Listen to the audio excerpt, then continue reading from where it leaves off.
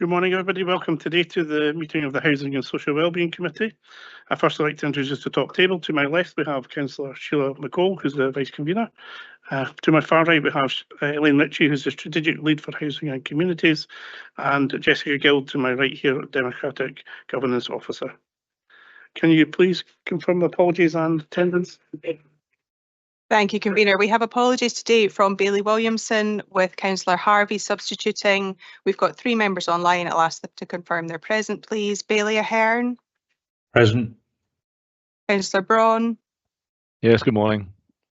And Councillor James. Morning, Jess. I'm here. Thank you. All other members are in the chambers, Convener. Thank you very much. I'd just like to remind members who are online to use the chat function to get my attention. I'm in the process of opening it so I can actually see it. Should be good.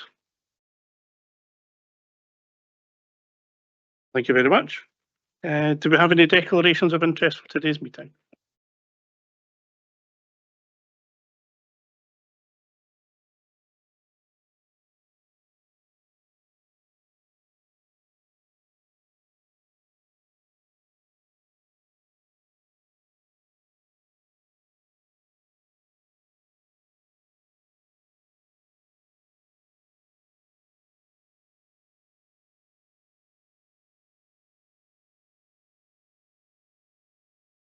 Thank you for your patience. I have no declarations of interest. Can we agree the minute of the last meeting?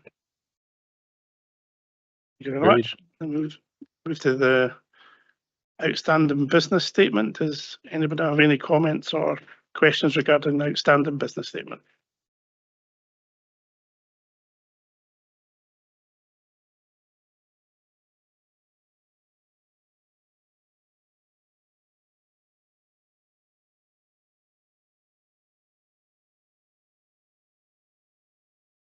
I don't see anybody asking for comment or questions regarding the outstanding business statement, so we will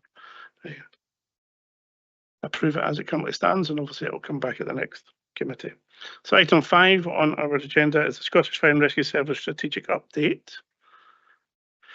I'm looking in the chat and seeing that there may be a technical issue here because one of the presenters may not be able to be. Good morning, Convener. I think we've resolved the technical issue. Well, by hearing you, that proves that we have solved the issue. So I'll leave it to yourselves, Area Commander Todd, to bring this presentation. Obviously, we'll take questions at the end. Thank you. Thanks, Convener, and good morning, everyone. For those who don't know me, my name is Brian Todd. I'm the Area Commander and Local Senior Officer for the Perth and Kinross area. It's nice to see everyone this morning. Just in the way of a strategic update before we move on to the presentation. Regarding Enver and the Friarton Road incident, just to give you a brief update on that. I'm aware of and recognise the concern following several incidents at the recycling site in Friarton and their effects on the local community and road networks.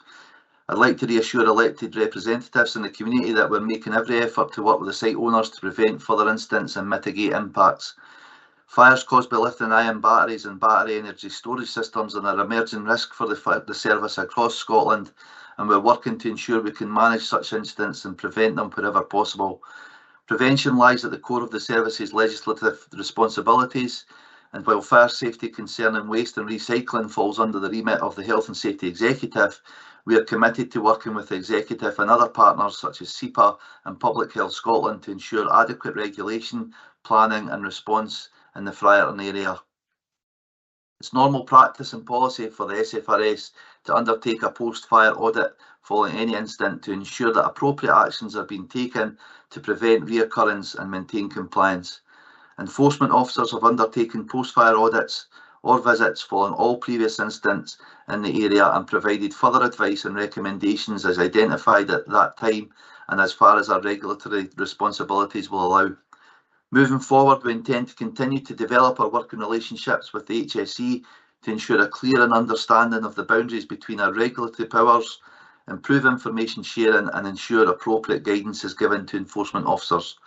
We also recognise that this is not a risk that's confined to battery recycling solutions, and there has been an increase in the number of battery-related incidents in homes. The service is actively working to make the public aware of the risk of lithium-ion battery related fires in the home and how to prevent them, and with the launch of our national charge safety campaign earlier this year. In terms of the SFRS strategy, due to the Strategic Service Review Programme being carried out at the moment, last year the SFRS board made the decision to postpone the development of the new strategic plan and new local fire and rescue plans from those. We're now seeking feedback to help develop our upcoming strategic plan with a public consultation which launched on the SFRS website on Wednesday the 5th of February and is open until Wednesday the 2nd of April. You should have received an email from myself with a link to this. The draft plan, which will now be referred to as the SFRS Strategy 25-28, outlines the board and chief officer's priorities, which will be reflected through a number of key objectives for our service.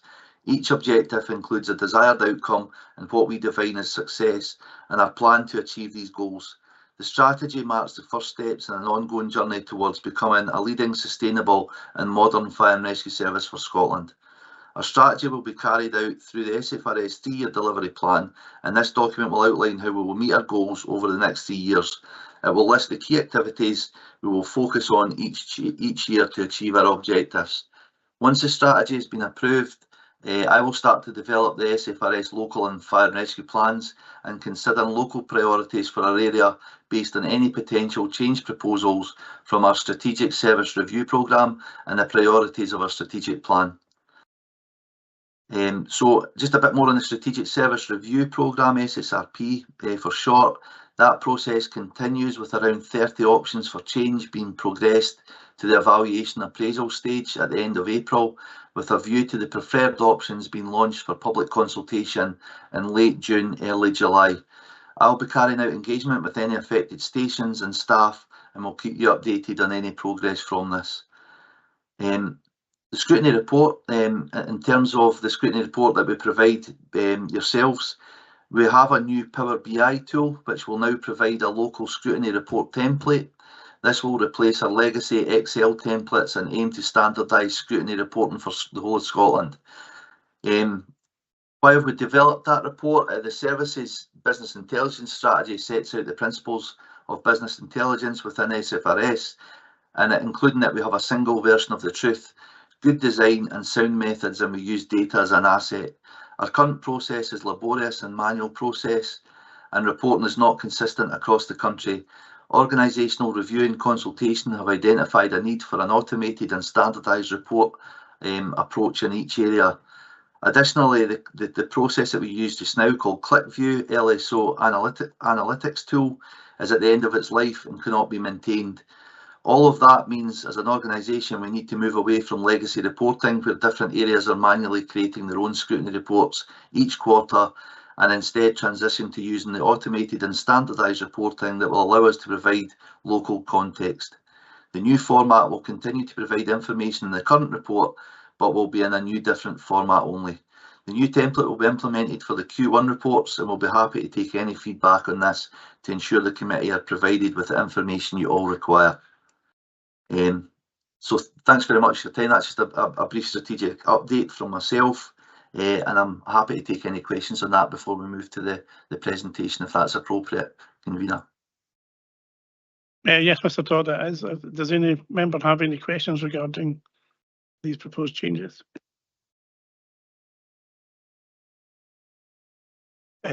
Thanks very much, Brian, for that. It was very good.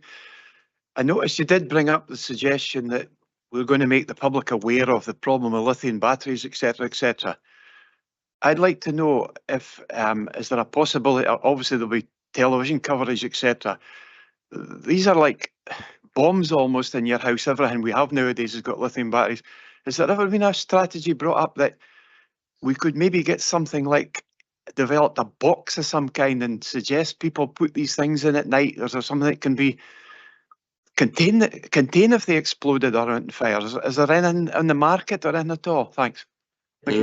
Yeah, thanks for your question. It's a really good question and proposal. The challenge is that these batteries come in all different shapes and sizes, and they come in all different methods of powering a variety of different tools and e-bikes and scooters, for example. what the best we can do is offer advice through our Prevention and Protection Directorate, who will look at a national strategy in terms of how we can communicate that. Storing items outside, like you say, in sealed containers are all part of the information and advice we would give to the public through that strategy.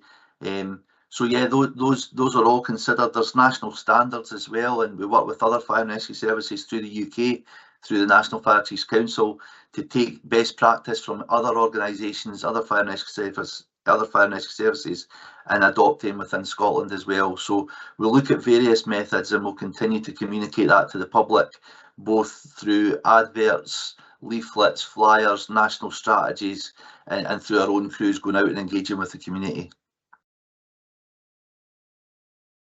Councillor Braun.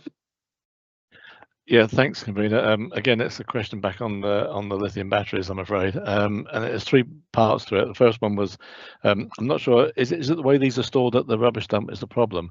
I know in Blairgowrie, for example, we have a skip for small electrical devices, so that'd be computers with batteries in. I suppose it could be mobile phones, could be other things. Is it the fact that these things are stored close together, which is starting to cause the heat? That was the first thing. The second thing is, I mean, presumably you have to fight these fires differently as they're potentially explosive. So, I mean, is it foam covering or is it water? I don't know how you deal with these. And the third point was, if we go up the scale to the larger storage batteries that we're seeing now being developed, is there a risk of these now potentially catching fire? Because it comes up in planning a lot. People object to these things. That's my three questions, all linked to lithium batteries, I'm afraid. No problem at all. In terms of at Friar, and in terms of how they're stored, I can't go into the detail on that because obviously there's still ongoing investigations into that, and it would be inappropriate for me to make any comment on the storage. I'm aware that ENVA have engaged significantly with partners to inform on how their practices and how they're developing their practices. So, and I'm not going to make any comment in terms of how they're stored at Friarton. That wouldn't be for me to say that, and it would be inappropriate to mention that when there's an ongoing investigation. In terms of how do we fight the fires, you're right. There's significant risk to those. However, we are trained. We've got a variety of firefighting media that we could use. Water is appropriate sometimes, depending on the level and the content, the amount of content of the batteries. We have foam, we have powder. A lot of the storage areas do have automated fire suppression systems within that as well, and early detection. So we've got a range and variety of firefighting methods that we can use most appropriate. There's innovative ways of fighting fires. For example, lithium-ion batteries in cars. So using blankets, for example. So all of that's been through our innovation, our core value of innovation in the service. We continue to look at various ways how we can suppress and fight the fires for lithium-ion batteries. The larger storage systems, the best sites, these are very heavily regulated in terms of fire safety compliance with both by the Health and Safety Executive and the industry. So we work closely through our prevention and detection, our Triple P Directorate. We work closely with industry experts to advise on how fire safety could be mitigated or implemented in these sites, and we'll continue to do that. But they're very heavily regulated, both through the Health and Safety Executive as well. I hope that answers your three questions, Councillor. It does. Thank you very much, and thank you for the presentation so far. Anyway, I've mentioned said that, but could I just? I know you didn't want to speak specifically about Friarton. I don't know if you can't go any further, but is it generally speaking, is it the fact these are stored close together, or do you not want to comment on that because of the Friarton? Yeah, I'll not make any further comment on that at the moment. Quite understand, but thank you for your answers. Thank you. Thank you. Councillor Braun, with Councillor Drysdale engaging on this, I think this may be a paper that will come to E&I where we have the discussion about waste disposal and how these things can be done. But I'm sure we'll hear more about it, because I'm sure you're not the only one anxious about this. Councillor Barrett. Thanks, Convener. Thanks, Convener. I hear what you say about feedback being given to another committee. I just wanted to ask Commander Todd, is the a post-fire safety audit a publicly available document, and what assurance can you give us that any local enforcement delivery plan following that audit is being implemented timeously by ENVA? So the post-fire audit is that's followed up by us. So once we've implemented any post-fire audit, we would ensure that the recommendations, and we would follow that up and work with partners and the company to ensure that they implement those. In terms of sharing that would be a freedom of information, and actually we're actually exempt from providing, through the freedom of information law, we're exempt from providing certain parts of that information out to the wider public. But any request for information can be requested through a freedom of information through our website. So can you tell us whether you're comfortable with the response from ENVA in terms of implementing any actions from the fire safety audit? Yeah, I can tell you that we've had significant discussions with ENVA, and we have a very good working relationship with ENVA, working towards improvement and the mitigation of any further fires, and I'm happy with the way that's going at the moment, yes. Councillor Harvey. Thank you, Convener. I actually kind of asked my question there, but I'm going to ask you another question. Your relationship with HSE as regards big fires like that as well, do you have a good and kind of developing relationship with kind of unusual fires or new fires like this with them? So if any new kind of suppression methods come out, you can act on that. Is that something that you're quite happy with? Thanks very much. Yeah, no, thanks very much for the question. Yeah, we work very closely with the regulatory bodies in all industry. So if there's any related fire incidents, and we'll work very closely with the Health and Safety Executive. We'll do that both at a local level and at a national level through Scotland, through our directorate.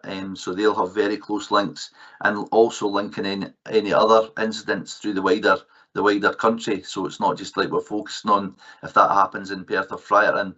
Is there any links to any other fires, and how can we learn from those? We also learn nationally through the National Fire Chiefs Council, like I said before, so UK and worldwide. So taking any learning from fires, those types of fires, all different types of fires, and taking any learning for those and making sure we can look at that, assess it and implement it if necessary, and provide advice to the HSE. Thank you very much. I don't appear to have any more questions on these matters for you today, Mr. Todd. I'm sure they will come up again, and it'll be good to see how you change bringing your statistics to us with a different site model, and hopefully that'll make things smoother for us as a committee as well. So thank you very much. Thanks, I'm going to move on to the items. Thank you. So I'm going to move on to item 6 now, which is our today's thematic presentation. So I'm going to invite Cami Sands and Nicholas Yates of the Scottish Fire Rescue Service, along with Gordon Dixon of Police Scotland and David MacArthur of Perth Kinross Council, to make this joint presentation. Thank you.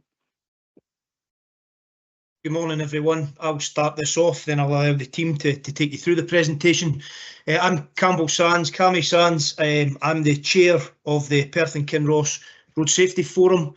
Within that partnership group, we have many of the road agencies and the specific partners sitting at that table. We look at the local needs of the Perth and Kinross area without taking away too much from the presentation. Some of the things that we'll look at would be the cross-tail link, any issues that we have with that, the 20 mile an hour speed restrictions that have now gone into villages. We'll talk about what the Fire and Rescue Service are delivering in collaboration with the police with regards to new driver safety, and then also looking at Sustrans, and then looking with our council partners, and Dave MacArthur in particular and Roddy Ross, along with education on how we're educating young people.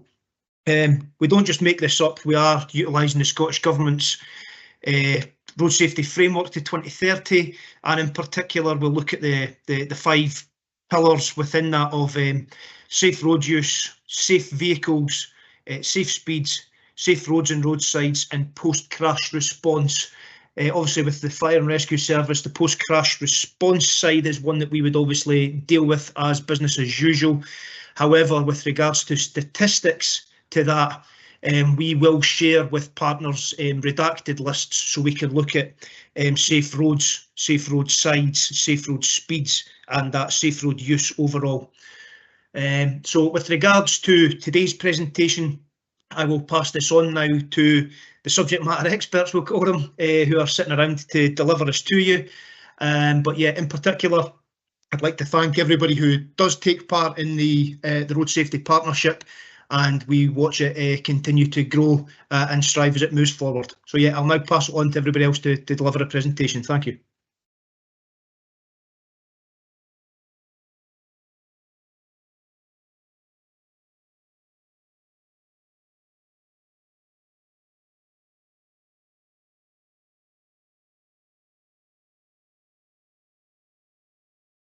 If somebody's speaking, they're on mute. If nobody's speaking, somebody needs to start speaking. Those are two options I can think of. God, this isn't radio. You get in trouble for radio for having 30-second gaps. I'm trying to. Optastic, folks. Yes, my patter runs out very quickly. Hello, convener, can you hear me? I can hear you now, thank you, Rick. Yeah, I think there might be issues with the mic. So the first slides are taken by Gordon Dixon from Police Scotland. I'm not sure if he's got an issue with his microphone at all. Yeah, hello Nick. No, that's fine. I was just waiting on the slide dropping down to the first one from myself. I take it, is it yourself that's doing that? Ah, excellent, superb. Yeah, morning everybody. My name's Gordon Dixon. I'm Roads Policing Inspector for the Tayside area based in Dundee. I've only met a few of you before. I've got 26 years service in the police, 17 years within Roads Policing, predominantly based between Dundee and Angus, albeit in the role latterly of Police Scotland, worked in the Perth and Kinross area as well. I'll just go into what's on the screen obviously at the moment. As you will see, the map shows locations for fatal, serious and slight collisions within the P and K area. Sadly, during the period defined, we've had 6 fatal collisions. There's one motorcycle collision on the A822 in May, another one in May as well on the A9 between Broxden and Inverarmond, which was a pedestrian that was struck by an HGV in the early hours. June, there was another fatal collision on the A823 near Gleneagles. Sadly, a father and daughter died as a result of that one. Later that month, there was another fatal collision on the A9 near Calveen, which I can probably go in a wee bit more in depth about as it's now concluded at court. And as I'm sure a lot of you have probably seen in the papers, etc. It was a Chinese national who ended up being arrested on the day after her dangerous driving resulted in a head-on collision with a motorcyclist who was killed. She was subsequently remanded and sentenced to 14 months imprisonment in relation to that, which, looking at things, is actually modern day wise quite unique. However, it's probably something that we're looking at to do more often. Sometimes the Crown Office and Procurator Fiscal Service are not keen on us arresting anyone from a scene when it comes down to fatal or serious collisions like this. And the reason for that is the timescales it gives them in relation to paperwork, etc., to get in.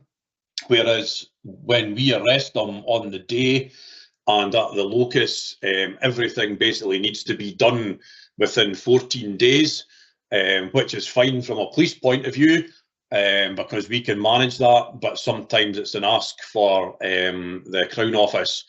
However, because the decision was made on that day to do it, they had to do so, and ultimately it ended up in what I would describe as a good case going in, and the driver obviously imprisoned. In September, there was another fatal collision on the B9099 Lunkery to Stanley Road in the early hours of the morning. A female teenager was sadly killed when she was a passenger in a car being driven by a friend, which had crashed. And lastly, in the times given, there was a fatal on the A9 at Ballinluig. Again, there's quite a lot of publicity in relation to that one, given the circumstances. It was an HGV which has collided with the rear of a stationary car, causing it to be propelled into the front of an oncoming vehicle, where sadly a person within the vehicle died as a result. A couple of these cases are still obviously ongoing at the moment, so obviously can't go much more into detail in relation to that, but all obviously sad and tragic circumstances. Serious collision wise, it sits a bit of a standard when it comes to this in relation to the P&K area. It fluctuates obviously up and down, but nothing drastically, along with slight collisions. Serious collisions can be defined, believe it or not, even just by a broken bone. So even a hand, a finger is deemed as serious. So there's a lot of them, even us as roads policing, won't attend because although for stats purposes it's serious, it's not serious. Obviously serious comes into the category where it's likely to prove fatal from our side of things, and ultimately thankfully doesn't. Again, slight collisions, most of these are usually attended by the divisional officers. As I say, we don't have the capacity, unfortunately, nowadays to deal with them all. Moving on to that, as I say, the collisions take up a lot of our time and resources for my staff to deal with. At a minimum, when you look at the fatal collisions in particular, we normally have one sergeant who's an SIO, which is a senior investigating officer, 2 collision investigators, and usually between 4 to 8 road policing officers, as well as divisional officers on points, and thereafter inquiry and family liaison, etc., which is obviously at the forefront of what we do. And I'll appreciate a lot of the roads can be closed for some time. The new technology we've got in relation to collision investigation has reduced that, but again, it depends on the circumstances. Your A9 one at Ballinluig was a prime example of that, with the amount of vehicles involved, with heavy goods vehicles involved. It was a huge scene to obviously have to do investigative work at, which is obviously impactful on the roads network. But unfortunately, there's not an awful lot we can do about that. We've now got drone footage that we can ask for, which is quite helpful to get an overview of a scene as well. But again, unfortunately, a lot of it is just very much time consuming. In relation to that, if I could ask Nick to move on to the next slide, which is just in relation to our business as usual work ultimately. So our patrols on the road network daily and our priority routes are outlined there, which you'll see down the right hand side. Obviously the A9, A90, M90, A92, A93, A85 and A923, the majority of which run through the P&K area, bar obviously the A92.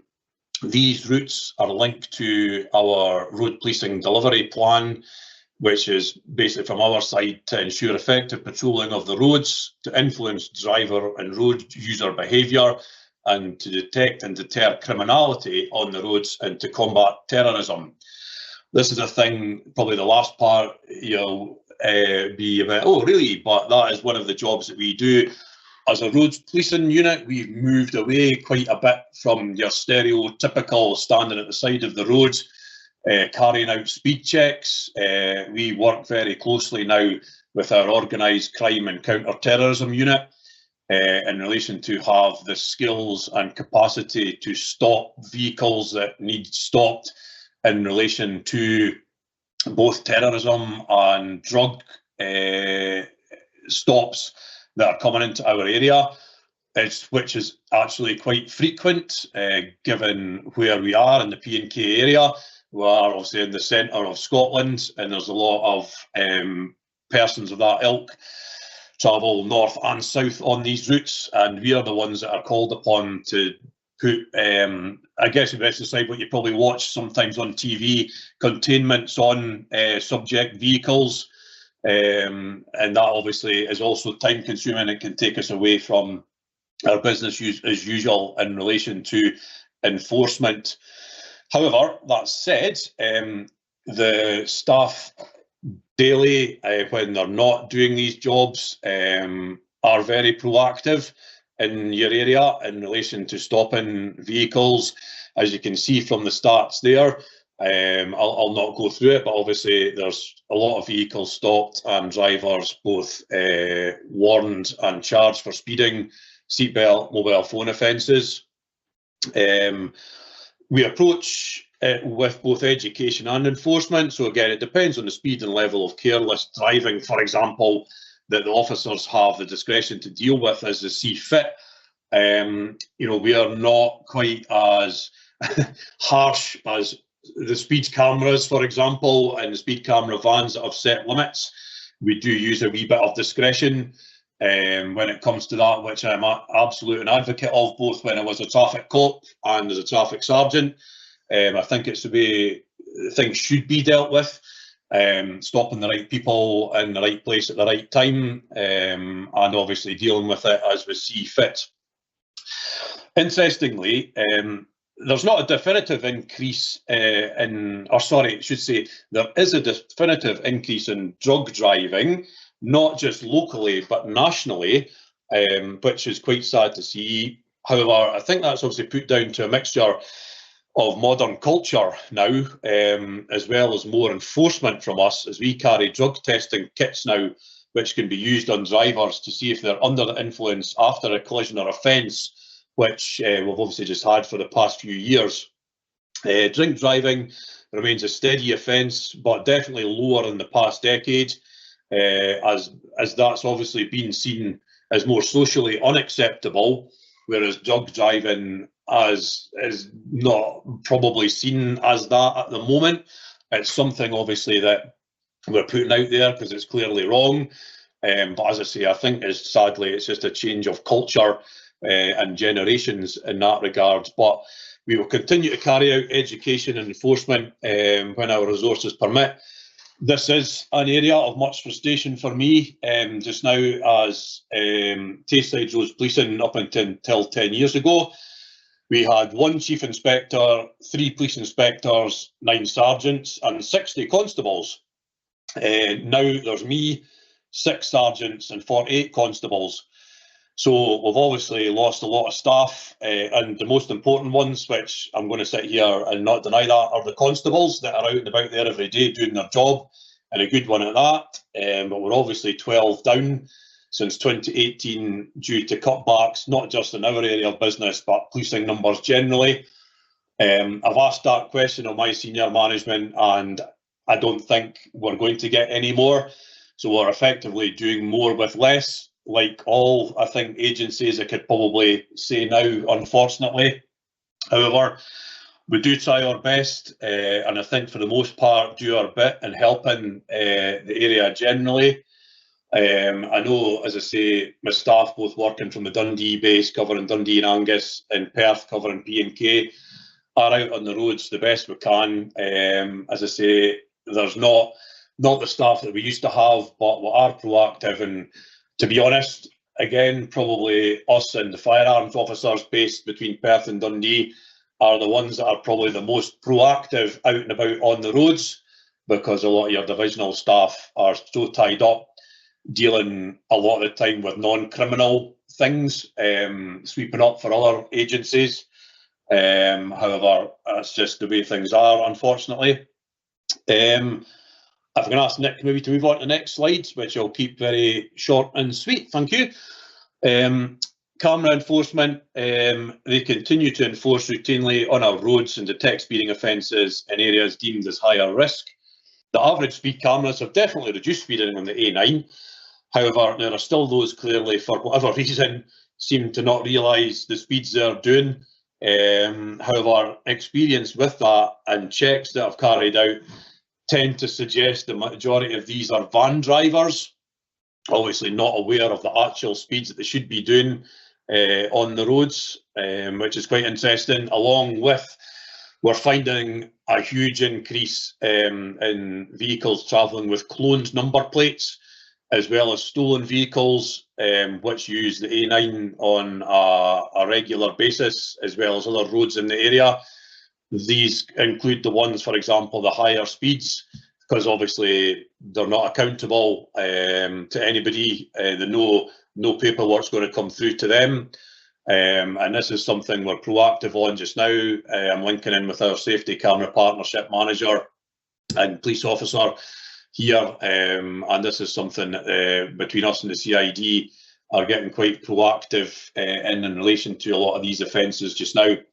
But as I say, they are on the roads regularly in the vans. Will continue to do so. Again, they are now a van down as compared to there used to be, as are a staff member down. But together, along with our partner agencies, SFRS and Ambulance Service, we will continue to educate people, and us as a police service will continue to enforce when necessary and work away the best we can. And that's everything from me at the moment. Many thanks, Gordon. Good morning, everyone. I'm Nick Yates. I'm the local area liaison for Scottish Fire and Rescue Service. You may have seen me at one of the previous scrutiny committee meetings back in October. Just say thanks very much, Gordon, for your slides, and thanks very much for your assistance of obtaining the relevant stats, and also to Tracy from the safety camera unit as well. We have the next slide, please. So my next few slides are just to talk a bit more about the Scottish Fire and Rescue Service, how we're kind of involved from a road safety perspective.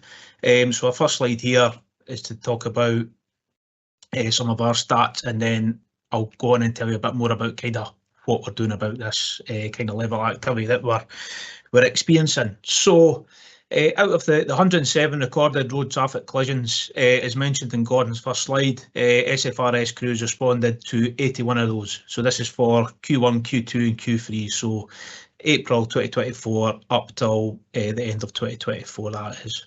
So at these incidents, of 17 of these incidents, SFRS crews had to utilise hydraulic rescue equipment to assist with extrication of casualty. So when we respond to an incident, we will make a decision as to whether a casualty is either physically trapped or medically trapped, and there's some distinct differences there. So physically trapped, as it sounds, if there's some maybe impingement from the vehicle on the casualty. So an example would be if they've had a front impact and the dashboard has maybe been displaced, that may be what is trapping the individual within the vehicle. So they would be known as physically trapped, and that's when we would have to utilise hydraulic rescue equipment. So what would be traditionally known as, the jaws of life. So hydraulic cutters, hydraulic spreaders. We also have rams as well to do that. We have various techniques that we can use depending on the level of entrapment, the position of the vehicle, etc.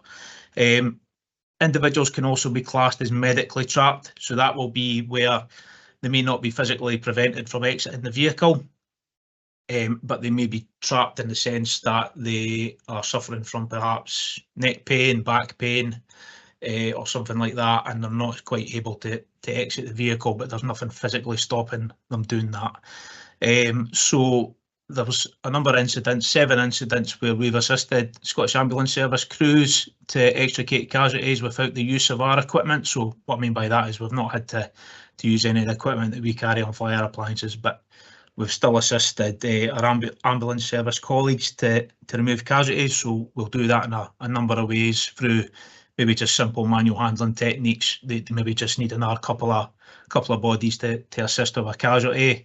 We can also utilise space creation techniques, and that could be something as simple as opening a door, moving a seat, removing headrests, moving seats back. Very simple things just to create a bit of space, and that allows us to do manual handling techniques to remove a casualty from a vehicle. And last stat there, so 42 road traffic collisions. SFRS crews were requested to attend in order to make vehicles safe and carry out overall scene safety. So what that entails is usually our main thing would be to isolate a battery within a vehicle. What that does is reduce the ignition source, so hopefully to prevent the vehicle going on fire. Obviously, we have the risk of potential fuel and fluid spills at these incidents, so we'll deal with fuel spills as best as possible. Within our appliances, we carry environmental spill kits that have resources in them to help with absorbing fuels, oils, things like that. We'll also work to prevent fluids from entering the water course via drainage and that. At a larger incident, we have more significant environmental protection units that we can request to attend if, you know, we were maybe in attendance at a heavy goods vehicle incident where there was a significant quantity of fuel, or, you know, the cargo the vehicle was carrying was more hazardous, and that has more substantial equipment, and obviously that would be a slightly more complex incident and probably bordering into a hazmat response rather than just a road traffic collision.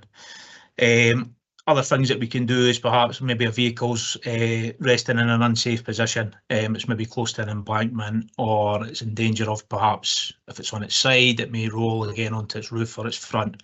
So what we'll do is we have various equipment that we can use to stabilise that vehicle, and that will assist either with recovery crews to make things a bit safer for them.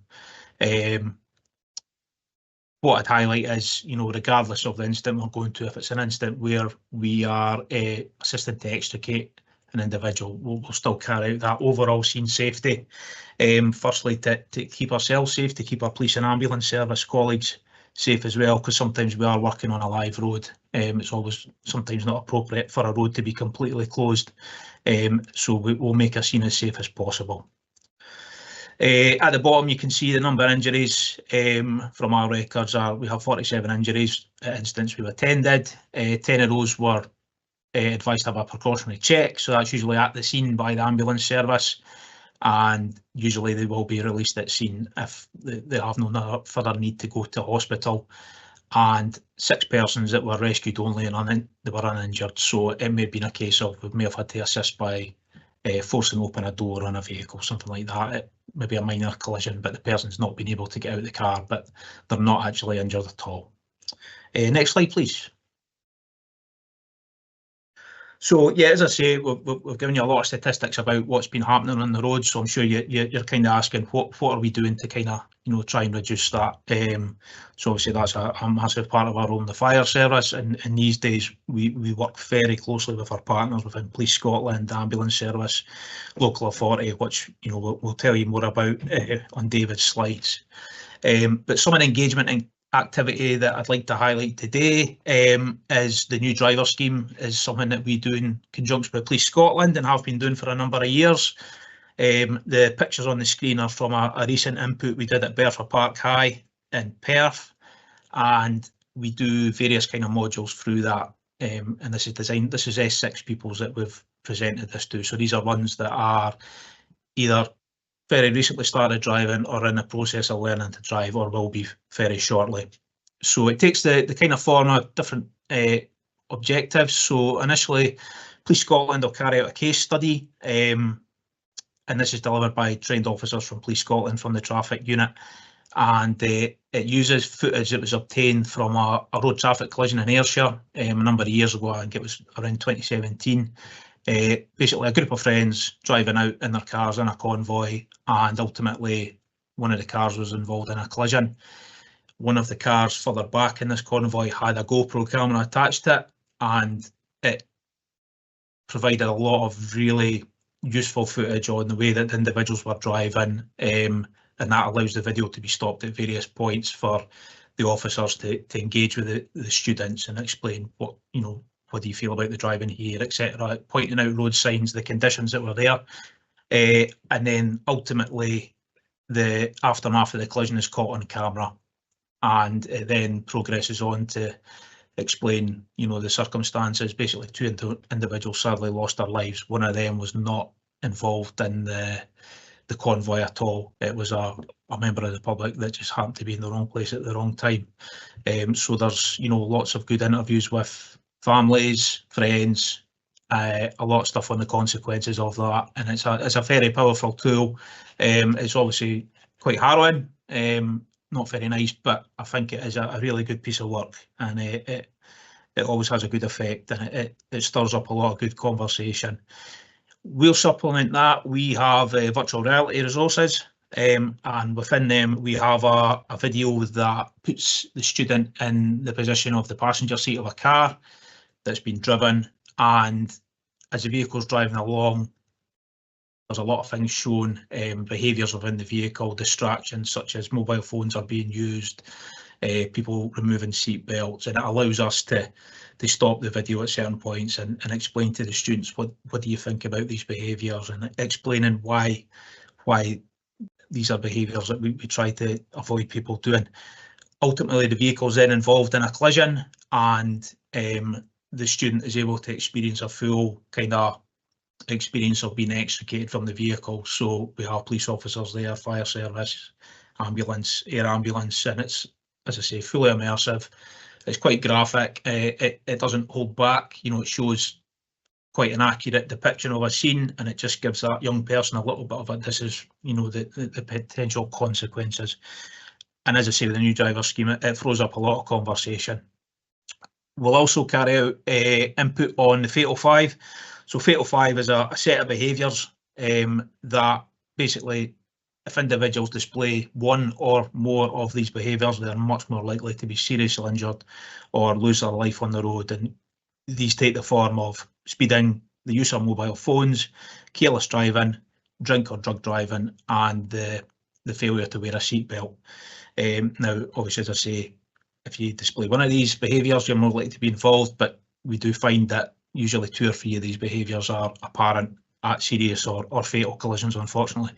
So we have presentations being given to the students on that. We have a lot of good videos that supplement that from all over the country that rams home that message a bit more, and we encourage the students to give their thoughts as much as possible, to engage in conversation and start to try and influence those behaviours. It's not about saying don't do this, don't do that, but it's giving them the facts of this is what could happen if you follow these behaviours, and we hope we're making a little bit of a difference and giving them a bit more awareness and skills as they start their kind of journey as drivers going forward. We carried out another event at Bridalbin Academy in Aberfeldy last week, same format again, which went down very well, and I've recently met with Perth UHI, and we're hoping to have an event in May, and this will be delivered to various trades apprentices throughout the college, and we're hoping that's going to potentially catch around 150, 200 individuals. So the kind of good thing with this and the thought behind it is a lot of these individuals that are at the college may have left school at the end of 4th year to pursue a trade, and they may have missed previous inputs such as this or the former Safe Drive Stay Alive scheme. So this may be the first time that some of these people are getting a kind of road safety engagement. So looking forward to doing that, and yeah, hopefully that's going to catch a lot of people that have not had much input in the past. Next slide, please. So another event that took place last year up at House of Brewer was just a road safety day we had, and that was again in partnership with our colleagues in Police Scotland, Scottish Ambulance Service. We also had the Charity Air Ambulance there as well. So House of Brewer kindly allowed us to use an area of their car park. Police Scotland managed to obtain a vehicle somehow. I don't know how they managed that, but they did.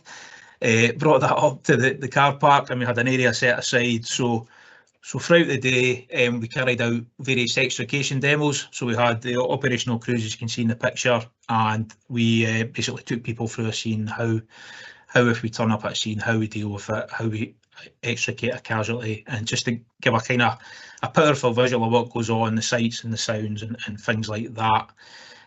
Within the main House of Brewer itself, we had a number of stalls set up via each agency, and we offered a lot of advice and awareness and various materials. on road safety for kind of all ages, young people, people learning to drive, older drivers, things like that. And we were obviously on hand. Any members of the public that want to come have a chat, find out a bit more about what we do, anything they weren't sure about driving, we would give them as much advice as possible. So overall, it was a very successful event, well received by the community. A lot of people commented it was good to see us out and about, you know, in the community doing stuff like that. We do have plans in place for another event this year. So I've been working with Matt Ross from the Roads Policing, and we're hoping that's going to take place in August at Inveramond Retail Park in Perth. I believe it's the 16th or 17th of August. If you want to put that in your diaries, you'd be more than welcome to come along and say hello. And we'll have, lots of various things, and we'll look to implement a bit more than we did last year as well. So it should be a good day out, depending on the weather, obviously, as well. Next slide, please.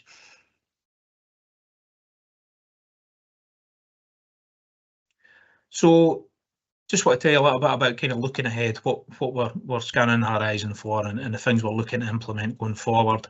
So the first thing I'd like to tell you about is Biker Down. Now, you may have not heard of Biker Down, but it's an initiative that was first established by our colleagues in Kent Fire and Rescue way back in 2010. And the gentleman who implemented it, basically, he is a motorcyclist. He was out and about and he came across a collision involving a motorcyclist.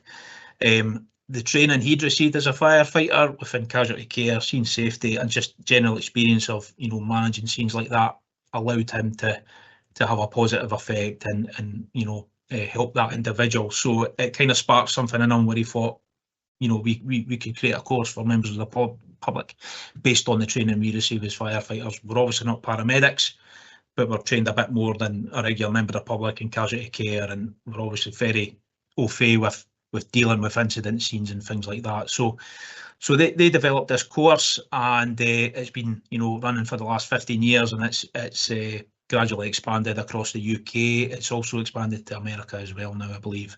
So we have 3 existing groups in Scotland, and over the last few months we've been doing a lot of work to try and establish a group within Perthshire, and hopefully we're quite close to having that kind of come to the fore. So I hope in the next couple of months we'll be able to offer our first course within Perthshire. So it's a fire service led course. It lasts around 3 hours. And it's always free to attend for the member of the public. And initially we're going to look to host that within the training department at Perth Fire Station. But the beauty of it is it can move around, it can go to other areas, so we can take it on the road if you like. But it will be within Perth initially. And it's aimed at bikers to teach them what to do if they're involved in or witness an RTC while out on the road. And it forms 3 modules. So they have a module on initial scene management, so basically what to do in those first few minutes, and that will emphasise keeping themselves safe, how to prevent the scene getting worse. That will cover how to make an effective 999 call, the tools they can use such as what 3 words to assist with that, because sometimes these things can happen in quite remote areas, as we know all too well within Perthshire. So we give them a bit more information on how to kind of make that scene safe and how to start the process of helping out. They then have a module on first aid and CPR, so we'll give them a bit of basic casualty care. That will deal with CPR, dealing with, you know, traumatic bleeds, and also C-spine management. We'll also cover helmet removal, but it's quite an emotive topic because there's lots of schools of thought on removing a helmet of a biker that's been injured. We'll explain the hows and the whys they wouldn't do it, and then we'll show them how to do it. And it's exactly the same way that we would do it as firefighters if we were at an incident. So they get a good input on that. The final module is called the Science of Being Seen, and that deals with the kind of why motorcyclists are involved in collisions and the kind of factors that are at play that they potentially don't get seen on the road. And it's quite interesting because it explains things like just because you're covered in high vis doesn't mean you're going to get seen, and it's very much explains what they need to be thinking about on the road in that. So that's the final module they do. And yeah, as I say, we're hoping this is going to be up and running in the next couple of months. But to continue the partnership approach with that, we're working very closely with Police Scotland and the Charity Air Ambulance, and we're going to look to have them involved in a kind of guest speaker role initially, certainly, where they'll come along, they can engage with the students. Certainly the Air Ambulance, they are very, very familiar with dealing with motorcycle casualties, unfortunately, and they do a lot of work already with motorcycle groups, so they're very keen to be on board, which I'm very, very grateful for. You may be aware of Police Scotland's Rider Refinement Scheme, which has been on the go for a few years. That's a scheme where it's more designed on, how to ride safely and appropriately, things like that. So the hope is Biker Downs can supplement with that quite nicely, and if a student completes Rider Refinement, they may go on to move complete Biker Down, and that covers a lot of areas in that. The hope is also that some of our instructor pool going forward will form will be part of the road police and motorcycle group as well, so they'll have a lot of really good experience. I also have some interest from instructors from Tayside Institute of Advanced Motorists as well as becoming instructors, so that would be fantastic to get them involved. So yeah, a very exciting project, and yeah, hopefully we'll be able to keep you updated with that going forward, or you will see it within social media, things like that. Next thing is our early years road safety project. I'm not going to go into too much detail because David's slides will talk a bit more about this, but this is basically going to be part of a wider project involving ourselves, Perth and Kinross Council, Cycling Scotland and Police Scotland. Our part in this is we're going to be going into schools delivering some road safety workshops to our younger people, our nursery, primary school people, because I feel there's a gap there that's kind of not been filled for a long time due to changing priorities, things like that. So that's something we're going to be looking to be doing, and we're going to utilise resources from Road Safety Scotland. So you have Go Safe with Ziggy, which is your kind of nursery, primary 1 kind of level stuff, and then you have Road Stars resources as well when you move up to primary 2, primary 3, primary 4, and it's all kind of online, very interactive resources. And the thought is if we can deliver it as firefighters, we have that good relationship with the young people.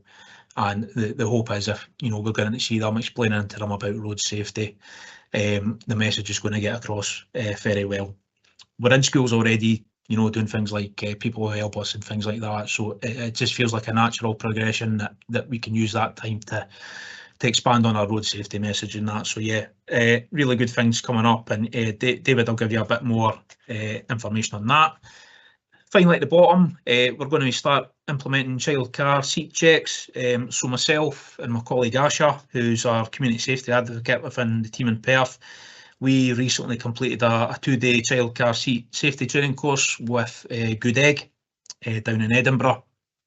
Very lucky that all these courses have been they've been funded by Scottish Government, so as many SFRS, Police Scotland, local authority personnel are being encouraged to get on these courses as much as possible.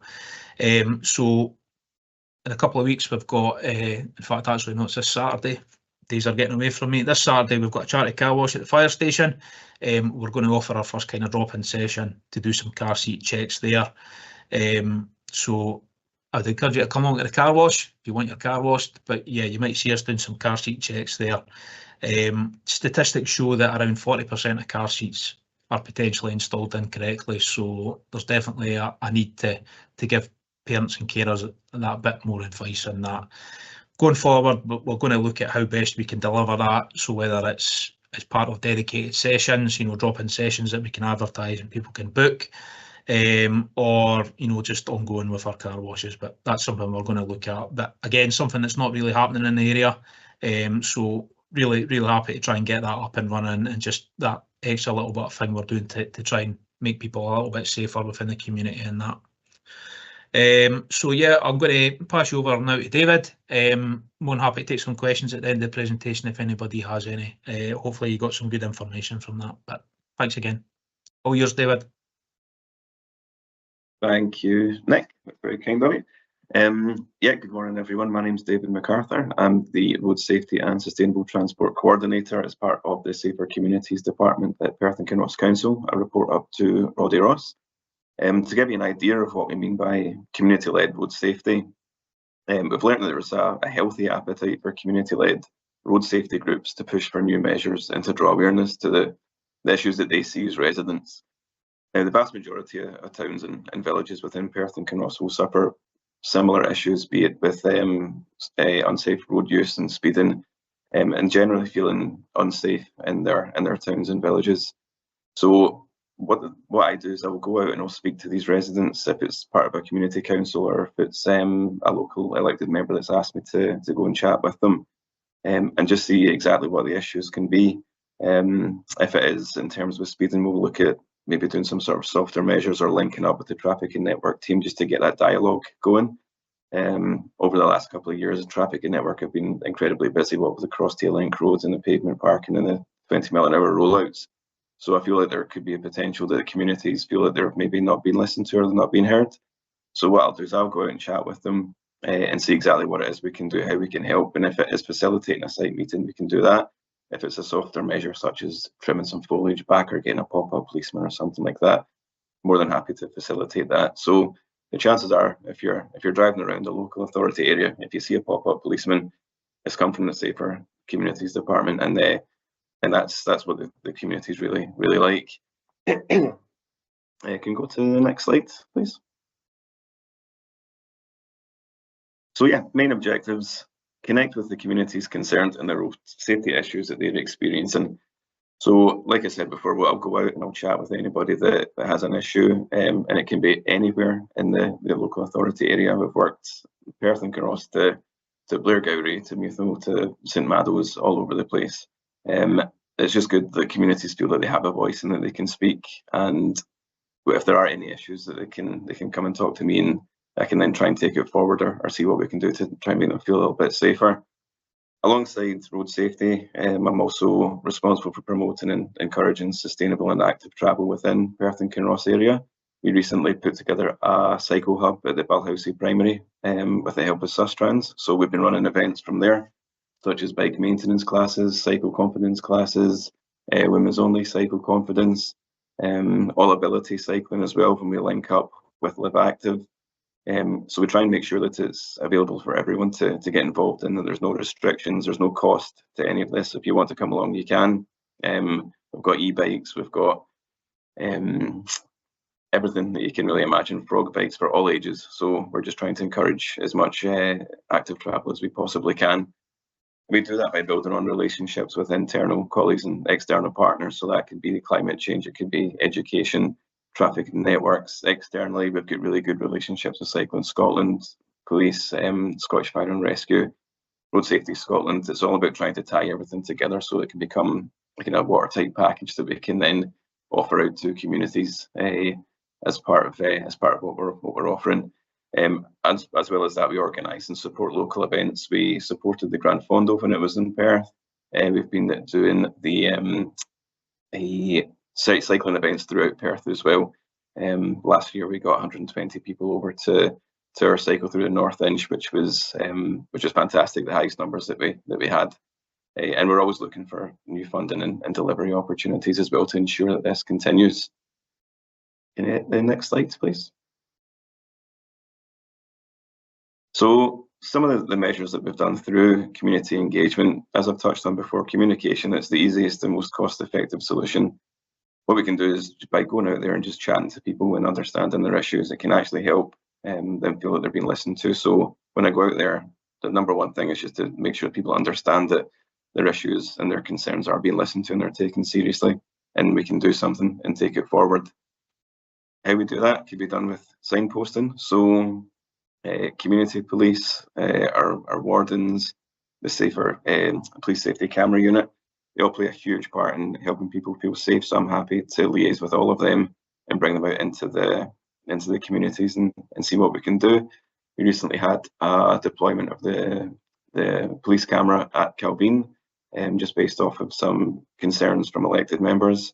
So although we couldn't get the physical hard measures at the moment, which would be safety speed bumps, which is the most requested, there are other things that we can do, and there's other things that we look at doing.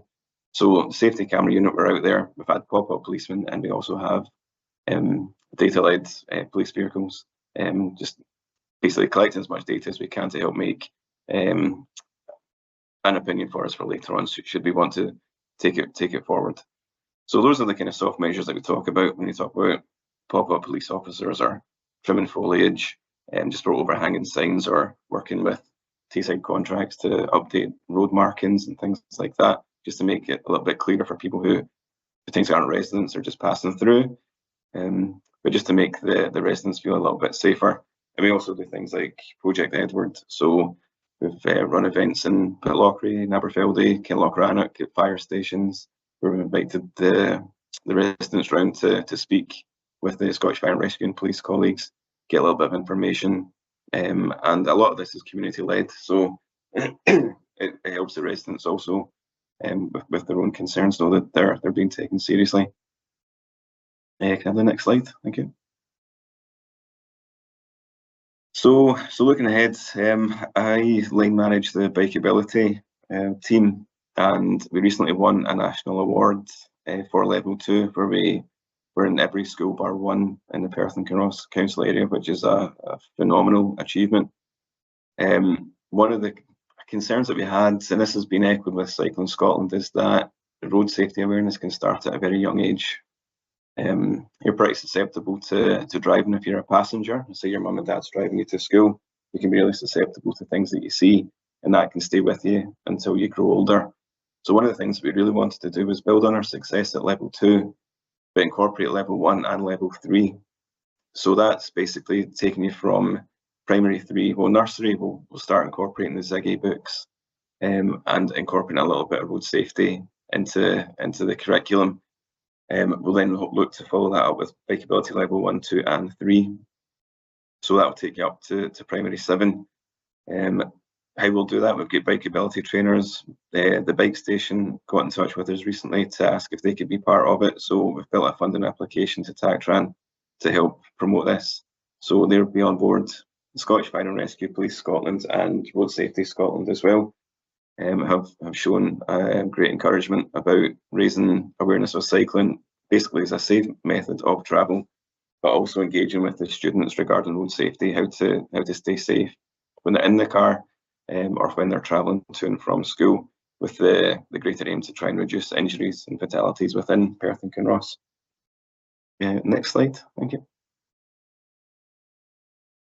So how do we do this? Road safety workshops. So between ourselves, Police Scotland, Scottish Fire and Rescue, we'll be utilising Go Safe with Ziggy, Roadstars resources from Road Safety Scotland. As Nick touched on earlier, the Young Driver Strategy, which is predominantly aimed at older drivers or people learning to drive. We want to try and enhance that at starting at a much younger age so that they can incorporate from nursery to that level where we have a road safety messaging throughout that lifetime. And we will like to introduce a cycle awareness module as well. I touched on bikeability training, so we've already got we've basically got 99% of the schools in level 2, so we're hoping to get level 1 and level 3.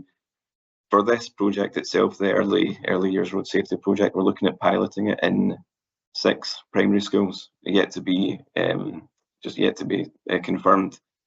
So within that, we will be doing bike maintenance workshops, a lot of community engagement. So we'll be encouraging adults as well to train with us, so that when we are no longer at that school, that the programme continues and the road safety messaging stays and the active travel stays as well. Within those 6 primary schools, we also aim to do a school travel plan review. We understand that some of these might be slightly outdated from when they were first brought together. So there is also potential that we can look to save some money at council level from that as well, and make things a little bit easier for the adults and the children getting to and from school. I think that's all from myself. I'm more than happy to take any questions at the end of this if anybody has any, but otherwise, thank you for listening to me. Thank you very much, gentlemen. I know that was quite a long presentation for the committee to look at, but this is obviously a topic area that always comes up when we have our statistic meetings, and I know that within our communities it's always a big topic of conversation with, and we obviously have our regular road safety meetings with the infrastructure part of the council roads team. Giving it time for all the questions to come through. Obviously we've had 3 presenters here, so when you do ask your questions, if you could actually direct it to either one or two or all three of the actual presenters, just to make it easier to get the full answer that you desire from your question. So our first question will come from Councillor Forbes. Thanks, Convener. My question's for Gordon, and it's regarding the Scottish Government's recently closed consultation on changing the national speed limit from 60 to 50. Perth and Kinross Council have submitted and made public their response to that, which is that they think the current situation is absolutely fine. I wondered if Police Scotland had decided upon what their response would be, and if that was publicly available for us to hear about. And if I may, on the same topic, ask a very specific question, and that is, if the speed limit is changed, is it true that any fines issued by speed cameras within the vans at the side of the road would not be possible for 3 years, because there has to be a 3-year lag before data to be captured before these fines that are issued are actually viable? Thanks. Yeah, at the moment, I don't believe there's anything has went out from us officially in relation to that. Yeah, again, I suppose personally, a reduction in speed limit in theory should help reduce road casualties, but whether it's necessary or not, again, I think we all know a lot of issues are down to specific people's driving and driving standards. So yeah, in relation to that, not aware of anything at the moment.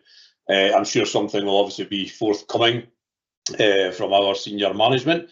And I'm not aware of anything in relation to that with the safety camera vans. I wouldn't think that would cause an issue, that or the static cameras, because I think they can be tweaked pretty much instantly in relation to obviously targeting offenders from that side of things. But that's something maybe needs to be discussed with the camera partnership folk. But as far as I'm aware, I think they could do that pretty much right away. Councillor Smith. Thank you, Convener. My question is for Gordon. And first of all, I'd like to say I have my utmost respect for the police job you do. I think under the conditions at the moment, i.e. your staff numbers, it's a very difficult job for you. The one I was asked, a couple of wee things I was asking about was, during your slides here, regarding one wording you had regarding warning people with mobile phones. I find that quite strange that it's got, you'll stop them, warn them, educate them, caution or charge them.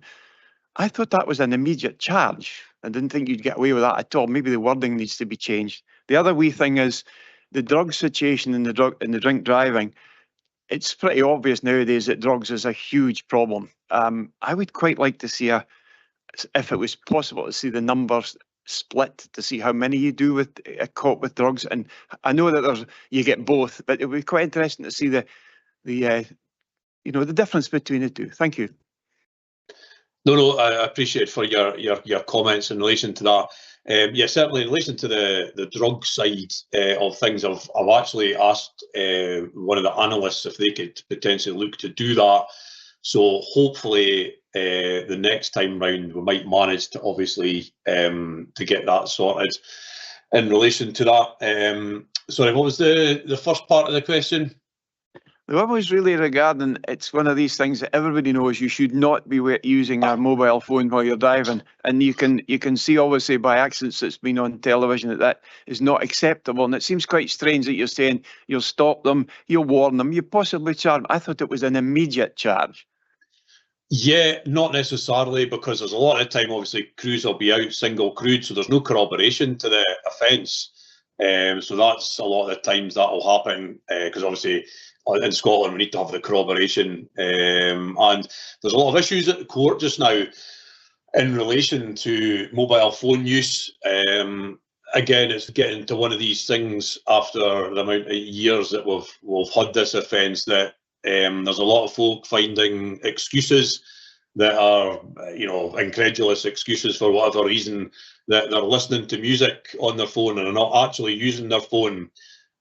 All sorts of stuff that unfortunately GPs in the court are accepting, and that's also one of the things that we're finding. So unless now we have the definitive corroboration and they were definitely using the phone, a lot of the times they will just get warned in relation to that. Hopefully that answers that question. Thank you very much. Thank you. Councillor Welsh. My question, I think, has been partially answered. It was in terms of the number of tests that you conducted based on suspicion of drug driving, if you view it as a fit and competent process, and how many convictions have gone through. Thank you. Yeah, it's absolutely, it's a good thing and a really good process. Again, probably faltered somewhat by our custody management, which a lot of the times we don't, there's not always nurses on duty to take blood, etc. And again, you know, it's another challenge that we face, that I've seen people arrested here and had to go up to Kitty Brewster in Aberdeen or to Dunfermline sometimes, which doesn't detract from the ultimate outcome, is that the driver gets reported for whatever is in their system. Definitely a good thing. We've always ultimately had that under a Section 4, which is being unfit through drink or drugs, whereby we didn't have the capability a few years back to do a roadside test for drugs. So it's definitely a good thing, and hopefully by continued enforcement in relation to that, word will start to get round that it's unacceptable. But yeah, as I alluded to, I think unfortunately with a lot of things in society nowadays, it's just becoming a bit more acceptable for people to do these things. And in terms of number of convictions? I don't have that to hand. Obviously, that's something that, you know, the court will ultimately decide. Our job's to put them to the court, and then whatever the outcome is there, then that's obviously the court's decision ultimately. As far as I'm aware, I think most of them will be convictions like drink driving, because there's very few outs for drink or drug driving. Thank you very much. I suppose people's medications prescribed by their GP can play into all this, so it gets a bit more complex. Bailey Ahern. Thank you very much, and thank you all three of you for an excellent presentation. My question's for Gordon, and you mentioned in your presentation about the reduction in police numbers, which could possibly get even worse. And my question is with regards to, if you had an incident in, say, Highland Perthshire, and you made an arrest where somebody needed to go to custody, with the closure of the custody unit in Perth, your officers are then out of action for longer, having possibly to take them to Dundee, and then the issues you've got with a single custody suite and the queuing up to get into the custody in Dundee. How much of an issue is that causing, with officers being off the road even longer now, and potentially, if nothing happens in custody and they're released back into the street, if you like, you've then got to take them back up to their car in Highland Perthshire, which is even officers off the road even longer? Yeah, sadly, that's a near daily occurrence. I would say, again, when I joined, not going back to the good old days, but obviously we had custody suites in Perth, Dundee, Forfar, Arbroath, as well as being able to take people to local stations such as even Pitlochry, Blairgowrie. People could get put through, and the process would be having experienced that done and dusted within 30 minutes, and you're back out the door on patrol. Now, yeah, I've got crews off the road for 4 or 5 hours, dealing with one person just because of the abstractions and time it takes, sadly, and it's been like that for a long time now, and I don't think that'll ever change unless, you know, the reintroduction of Perth custody, Arbroath custody, which I can't see happening anytime soon, sadly. Thank you very much. Councillor James. Cheers, convener. My question really is for you, Nick. I parked up at House of Brewer the other week. Only parked for an hour, came back, car was gone. But anyway, my question is regarding the legislation that's just been brought in regarding parking on pavements. And it's sort of forced cars out onto the road now in certain areas. I just wondered how much effect that's had on the ability of yourselves, and in fact, including the police, on getting safely to an emergency. Thank you. No worries. Yeah, excellent question. And yeah, something that obviously has come up. So at the minute, I've not been made aware of any issues within the local area. But yeah, it's something that we were obviously keeping an eye on. So kind of action I've taken with that is I've sent correspondence out to all our kind of stations within the area to ask them if they do experience any issues to feed back to myself.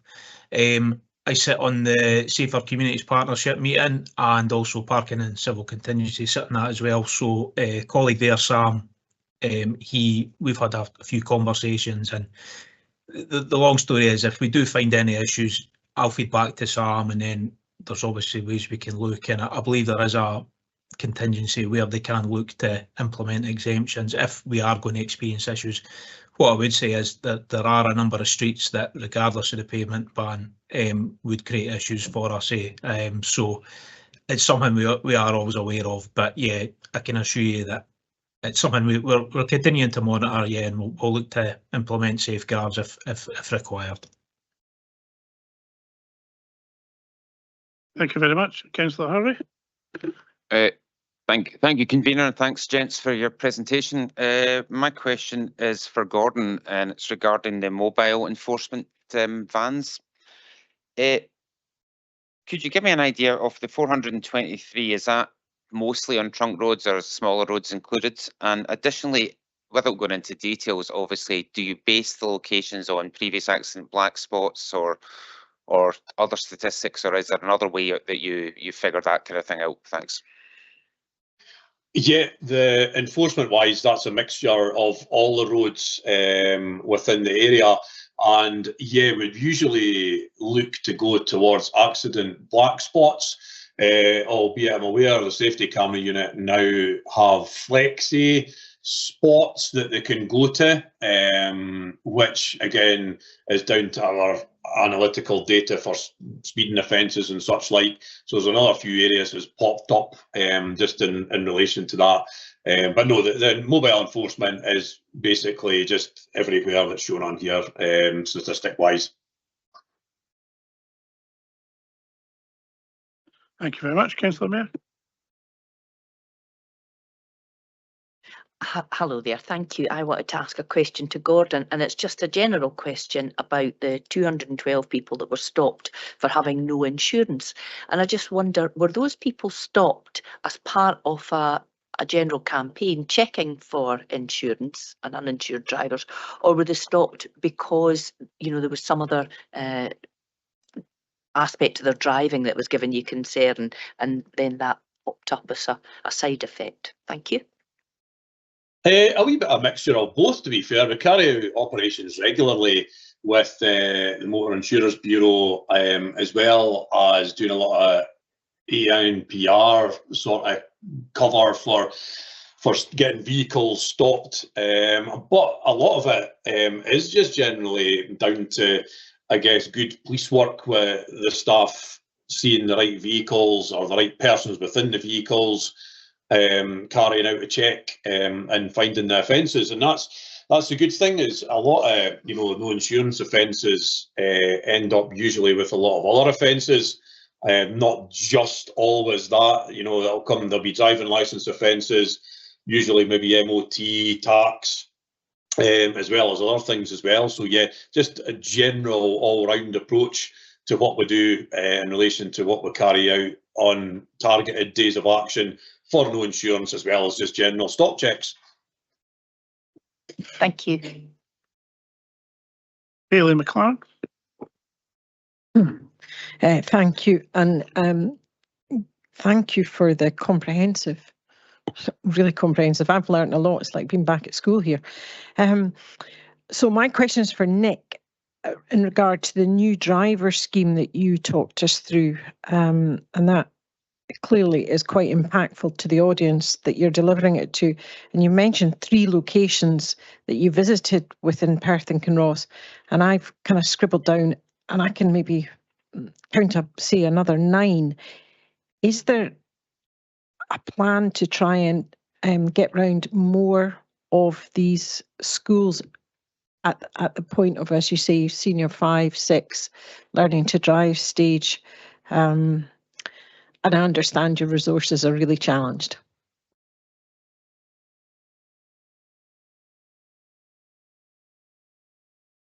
Sorry, you're still on mute. Apologies. Yeah, short answer is yes. We are actively looking to get around all schools within the area. Now, some of the schools have had inputs in the past. They may have not had them for a couple of years. So I work quite closely with Steve Livesey, who's one of Gordon Sargents in the road police, and he's the lead for the new driver scheme in the area. So we've had a few meetings together to kind of try and get a more regular kind of timetable together for joint new driver scheme inputs. So yeah, that's something we're going to be working on over the next 12 months, and hopefully we'll have a timetable as such where we will look to visit schools every year, and we're always kind of looking at new things we can try, new initiatives or new ways of delivering. So yeah, I can assure you that we're doing our best to get around as many students as possible within the area. Thank you very much. Next is Councillor Stewart. If you have multiple questions, if they're linked, you can ask them just now. If not, put back into the chat for a separate questions like other councillors have done, just to keep the flow better. Thank you. Thanks, convener. I think there's they're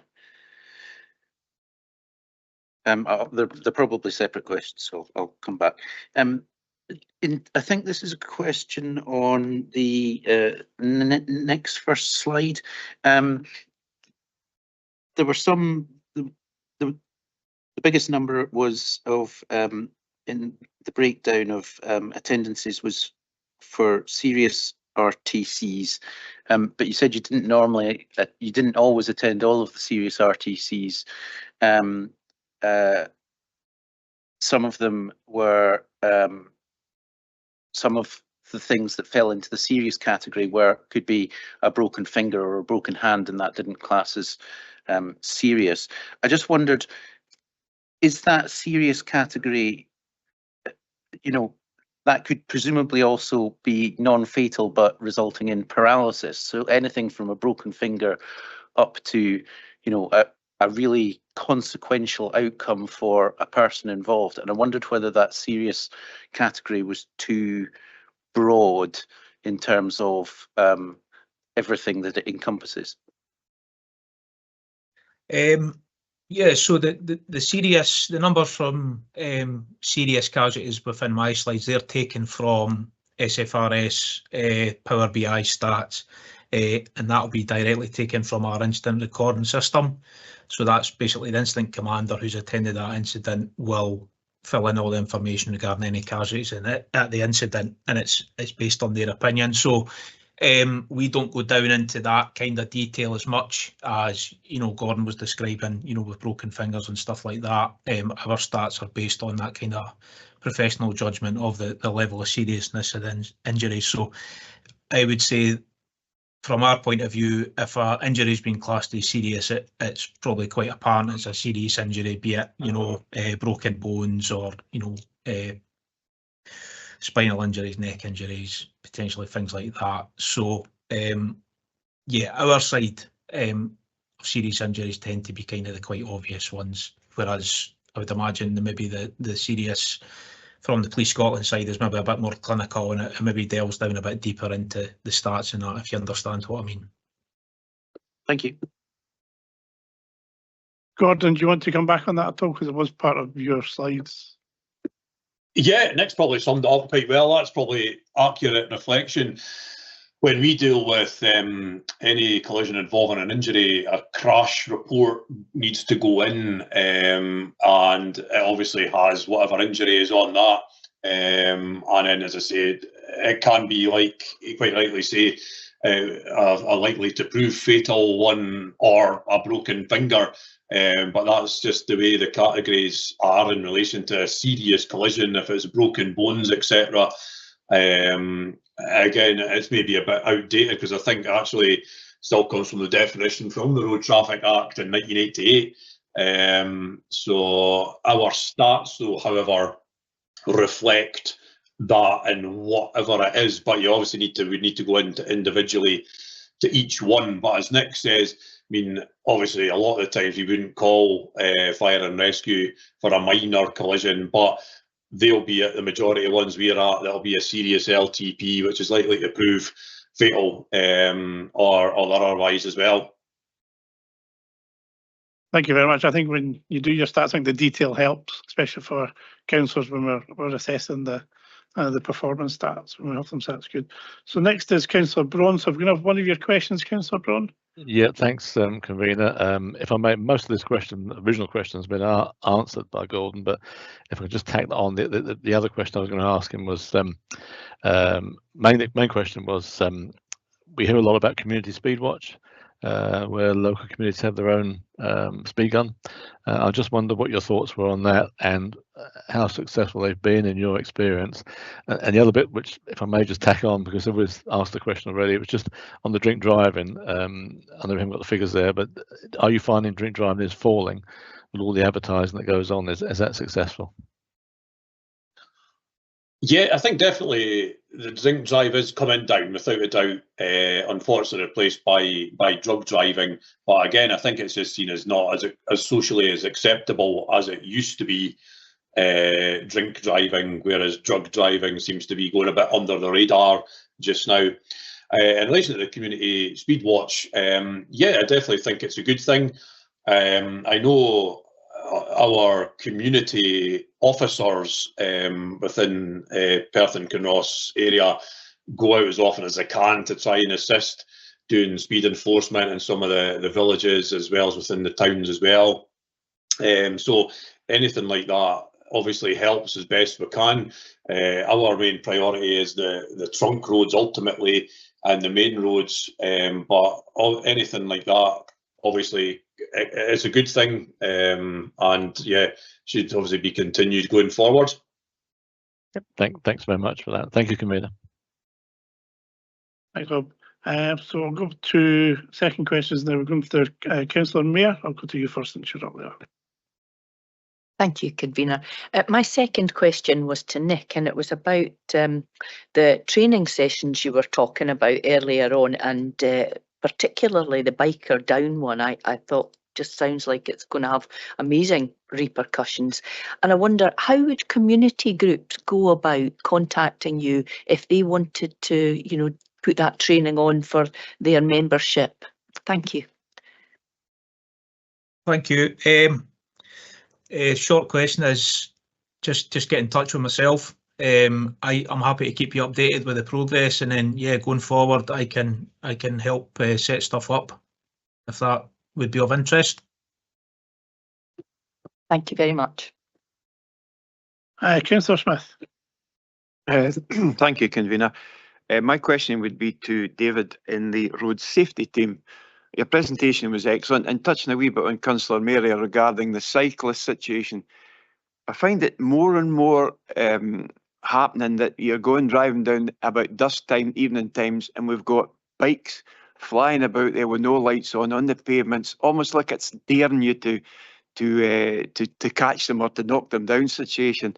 I'm just wondering whether we should maybe set up something that you maybe get a team out at a certain time of night and see if we can actually maybe catch and educate these people that they're putting a lot of, you know, there's a lot of problems there, because if they're involved in an accident, it's going to be very serious. Yeah, no, absolutely, I agree. It's a good question. That's certainly something that I can take up with community police colleagues. They are very keen to get involved in all matters road safety, and if it comes down to we sometimes call it driver behaviour, but obviously cyclist behaviours can also be an issue, and if they're unsafe, it could cause potential for an accident. So in terms of collaboration, we're very keen to do something like that.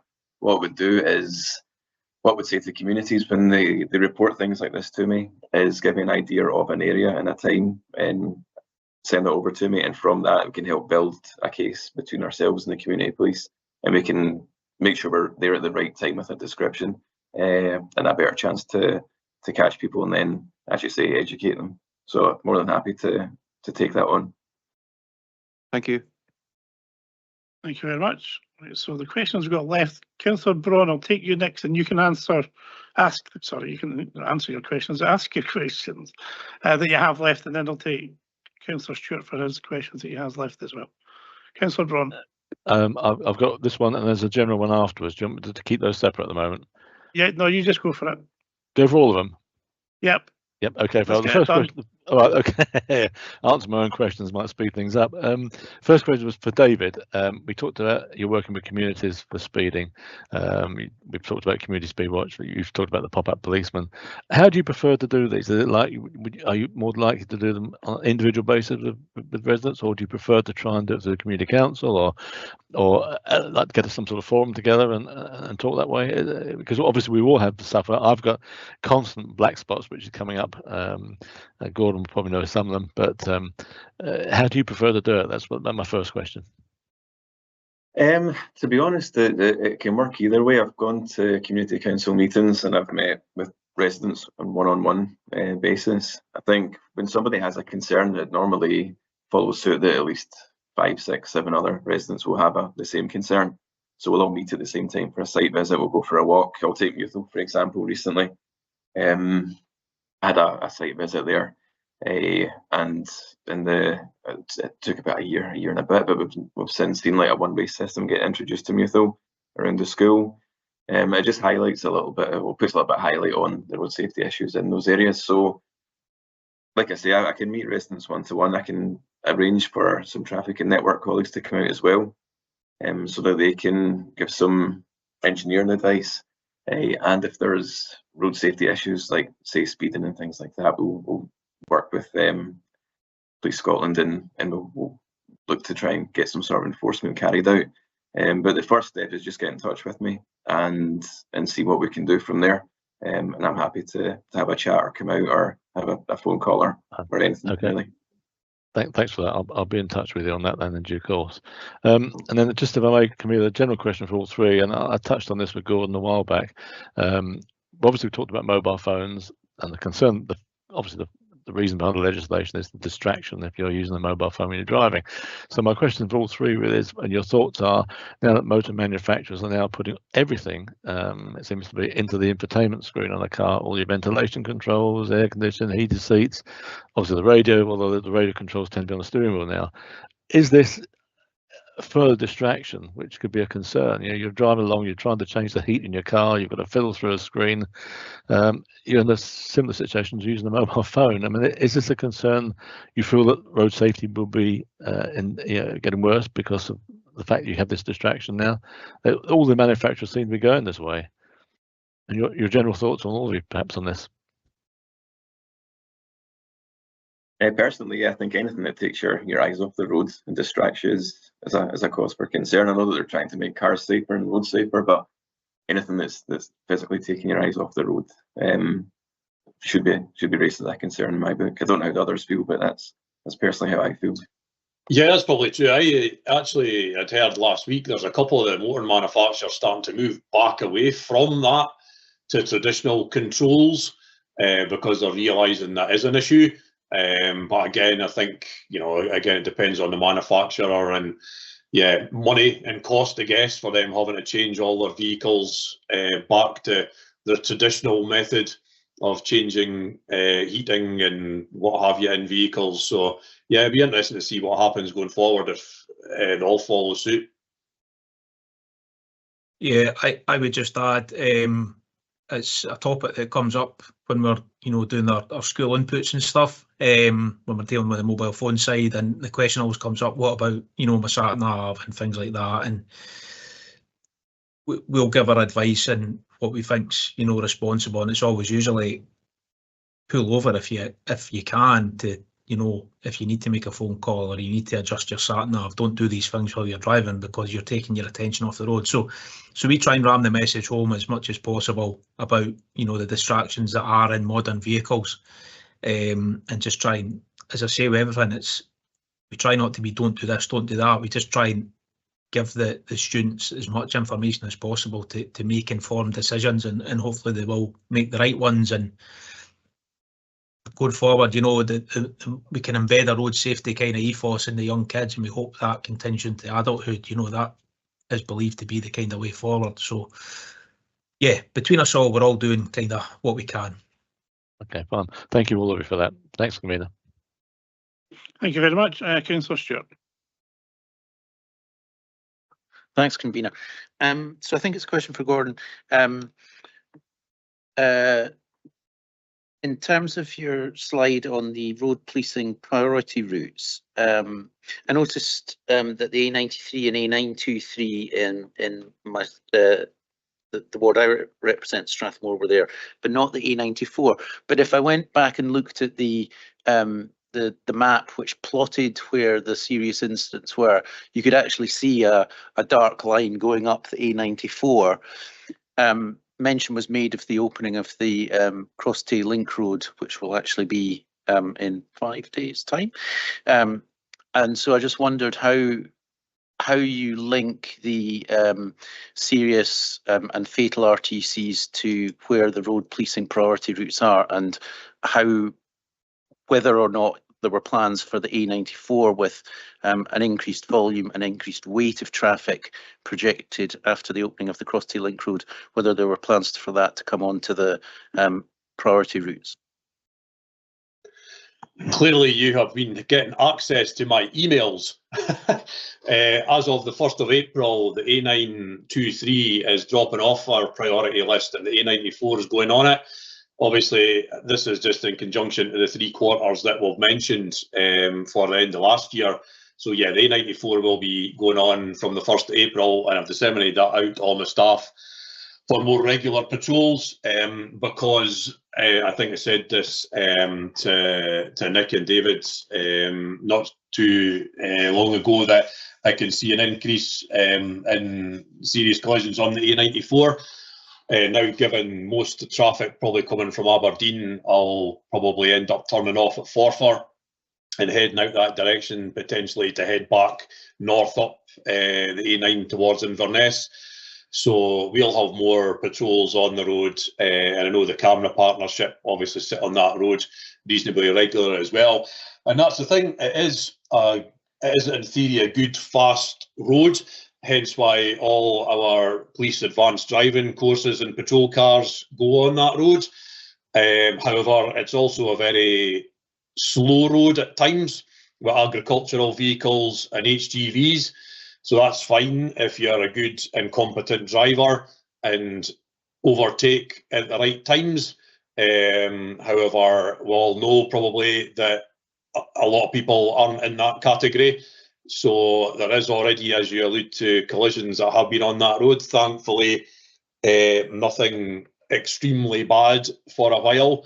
However, we'll see what happens from next month. But there's things in place to hopefully alleviate that, or at least having us out there as a bit of a preventative measure to be seen. But whether or not at the right time in the right place pans out is another thing. But we can only do what we can again. Thanks very much, and I promise I haven't been accessing your email inbox. And then you mentioned just there about the use of the camera van on the A94, for example. One question that does come up from communities, and I don't know the answer to this, so it'd be helpful if I can go back to them with something. Is there any restriction on using fixed speed cameras? The only place I can think of them in Perth and Kinross is on the A9, and obviously those are average speed cameras. But you know, if you went to Edinburgh, wherever, you would find lots of fixed speed cameras, even in the urban areas. There might be one, I think, down by Crook of Devon, but I can't think of them regularly in use across Perth and Kinross. And I wondered if there was what the particular restriction was and who's responsible for putting them in.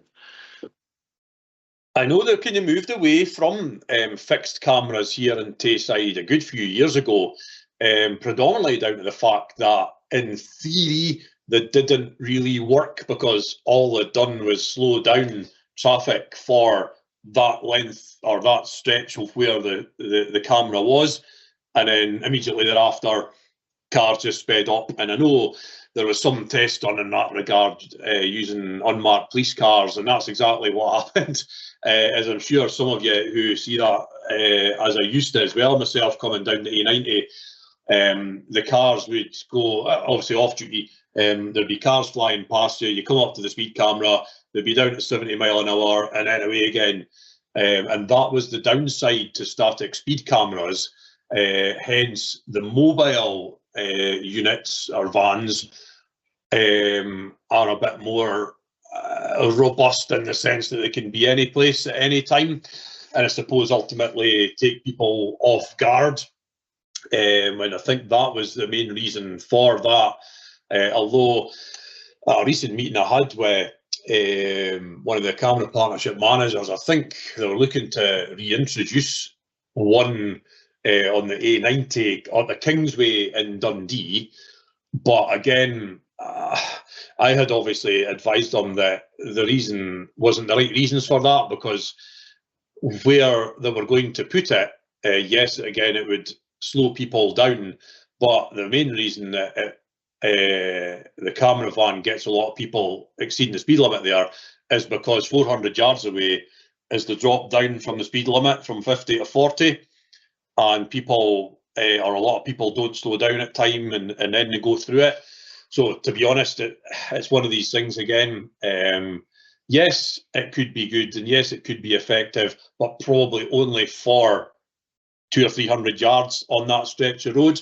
And unfortunately, thereafter, the cars will be away, whereas the speed camera vans, I don't know the exact distance, but I do know they pick people up from, I'm going to say, I think it's maybe just under half a mile away, potentially. So I think that's probably the only reason that don't do that for the moment. Okay, thanks. That's helpful. Makes sense. Thank you. Councillor Braun, please be quick because we need a comfort break in this Yeah, chamber. but everybody's getting desperate. I can quite understand that from sitting here. Very quickly, just following on from what Councillor Stewart was asking, some time ago, probably 2 or 3 years ago, in this meeting committee, I asked a question about there was an idea of concept of mobile speed cameras coming in, where they could literally be bolted to a lamppost or a post of some sort in the area, there for so long and then taken away. They were being trialled in England, and I believe when we asked the question in committee, they've been trialled in Glasgow or somewhere that part of the world, of Scotland. Never heard any more about it. I just wondered, have you heard any more? Did they ever come to anything, or what? No, I'm not aware of that at all, and certainly we sit in monthly meetings with a camera partnership. I'm not aware of that, certainly at the moment up here anyway. They were being trialled, I know, but we never heard any more about it. So okay, fine. Thanks anyway. Potentially, traffic and network might have something on that. I know that we discussed something similar maybe a few months ago, and it was something that we're looking into. So I can take that away as an action and see if there's an update for you. Thanks, David. Okay. Right, guys, you put me under pressure now. Councillor Welsh, very, very, very quickly, please. I'm happy to refer to other responses, but essentially, are you able to accept dash cam footage to demonstrate poor road behaviour and subsequent use as a warning to road users? Thank you.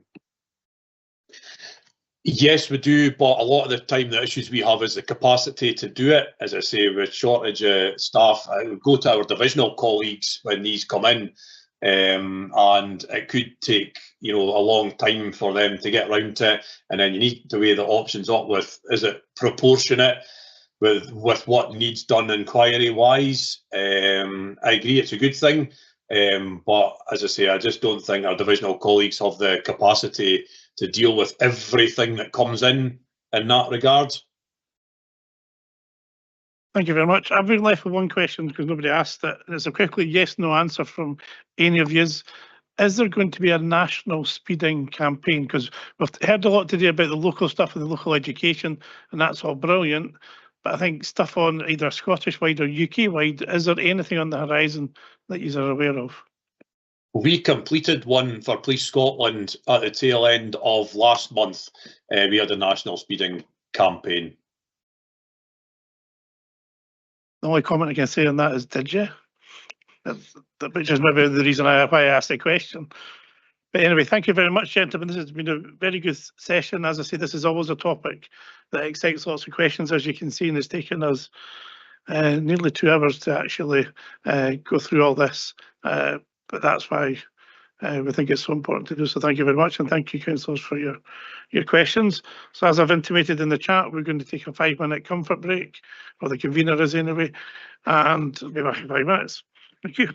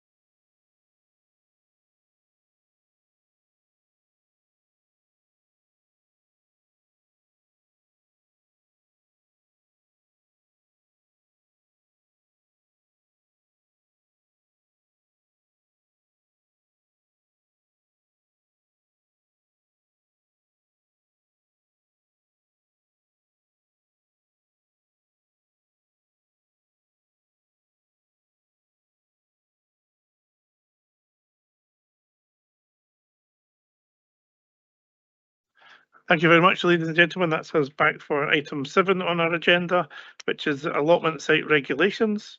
Can I ask Annabel O'Connell and Senior Green Space Officer to introduce the report, please? Thank you, convener.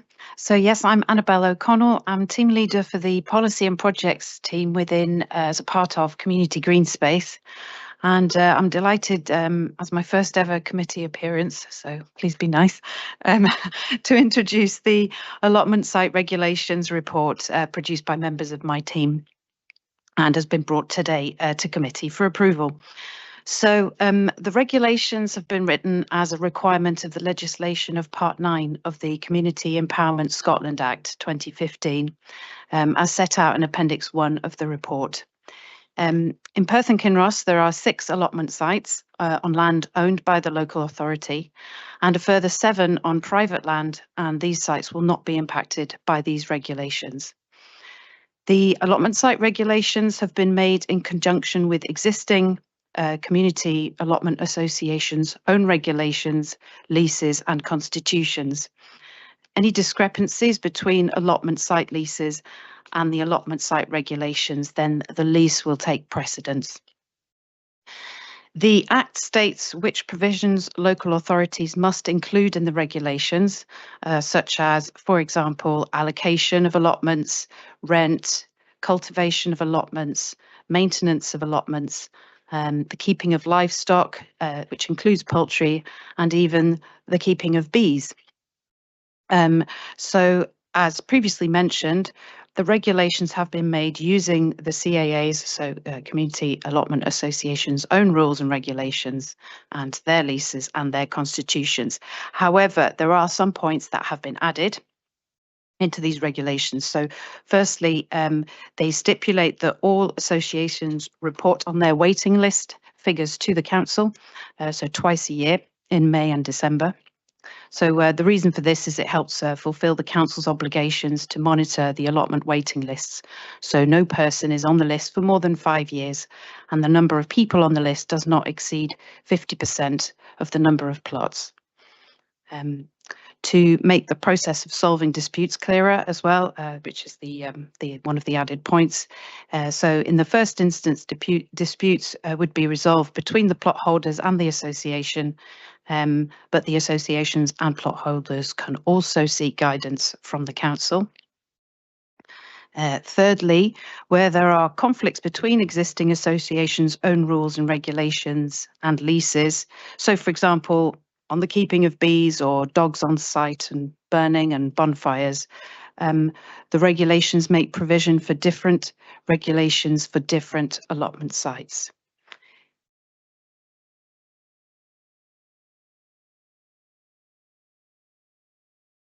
The regulations also allow for the associations to follow their own procedures for commencing tenancy agreements and the collection of rent, frequency of inspections, how many trees and what size on each plot, and also the size of structures such as sheds, greenhouses, polytunnels on the plots, and in accordance, of course, with planning legislation. Under the requirements of the Act, the associations were consulted with for 1 month, after which no representations were made. A notice was also published in the Courier on the 20th of December 2024, stating the Council's intentions of making the regulations and where a copy of the draft could be obtained and how to make representations. No representations were made to the Council from this consultation. So we're asking the committee to agree to the proposed allotment site regulations. And convener, vice convener, I'm joined by my colleagues, Andy Clegg, Community Green Space Manager, and Sarah Auld, our Community Food Growing Officer, who are happy to answer any questions in relation to the report. Thank you very much. Thank you. So I'll wait to see if anybody has any questions. Councillor Forbes. Thanks, convener. My computer's just decided it's time to do an update. That's the second one today, but never mind. Thanks very much for that report. You said that there would be no one would be on the waiting list for more than 5 years. I'm wondering how we can police that, because presumably if people are on the waiting list and no one gives up their allotment, then there's a potential somebody could be on the waiting list for more than 5 years. Thank you for your question. I would refer that to Sarah Auld on this occasion, who can answer. Thank you. So in the process of reporting the waiting list figures twice a year, we ask the associations to say how many people are on their waiting list and what the longest person has been on that waiting list for, and that is the pinpoint where we take the timings. That answer the question?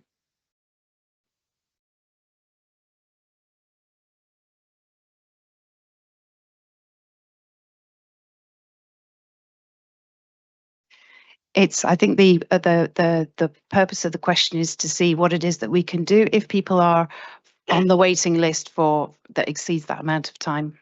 Thanks, Sarah. Apologies. So in terms of the Community Empowerment Act, if someone has been on the waiting list for more than 5 years, the local authority must take reasonable steps to address that demand. The reasonable steps can be to look for other areas within reasonable distance for another allotment site. And yeah, so those are the steps that we would take. At present, we haven't reached that demand yet. Thanks. I was going to ask you, have we got to that situation, but you just answered my question, so thank you. It sounds like the numbers based on real life experience rather than anything arbitrary, which is quite a nice change, to be honest. Councillor Welsh. Thank you. This is an important area, and I think increasingly as housing becomes new housing becomes more densely accommodated as part of planning policy, these spaces to grow food and associated with well-being are very important. Quick question, in Ward 2 I've been approached by a number of communities that are keen to take forward orchard projects. While not an allotment as such, certainly the sort of aims of community collaborative food growing seem to be sort of fit within that. What are the mechanisms, if at all, within the allotments policy or otherwise to establish and how do we as PKC support community groups that wish to take something like that forward? Thank you. Thank you for your question. I'll refer again to Sarah if that's okay, or Andy, indeed. Thank you. Yes, thanks. I'll take that question. So we encourage community groups to use any sites that we have that are appropriate for orchard development or even indeed vegetable growing.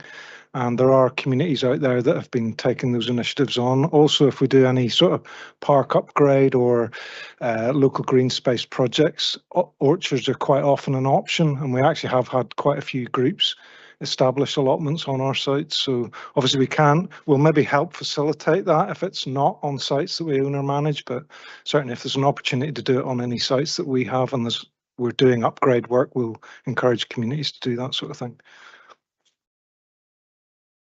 Thank you. And who would be the point of contact to direct communities for a proposal to take forward an orchard and potentially, for example, on ground that's maybe not owned by Perth and Kinross Council, but is deemed to be community ground?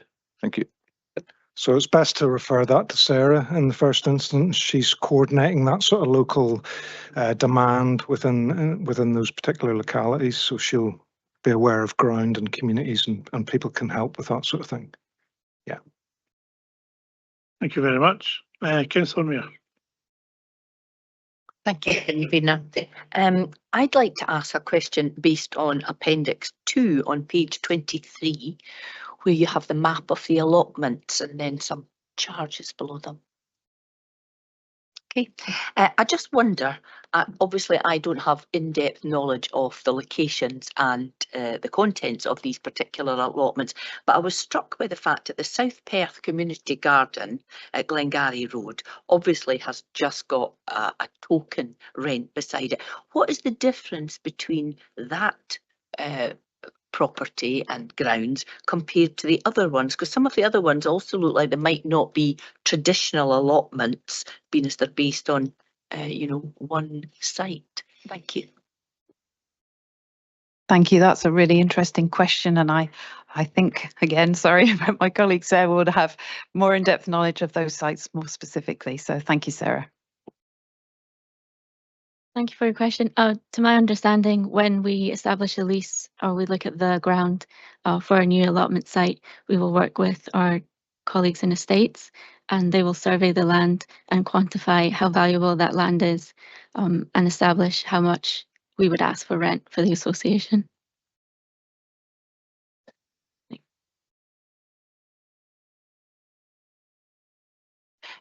Yeah, so does that mean then that that rental of £1 reflects the fact that that ground at the moment is not particularly productive?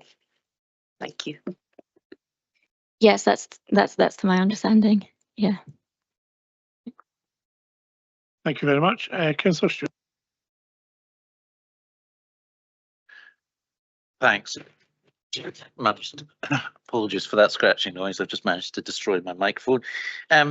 In the proposed new regulations in section 13, the additional regulations that can be applied on a site-by-site basis, under the section on dogs, it says no dogs shall be allowed on the allotment site unless a guide dog or hearing dog.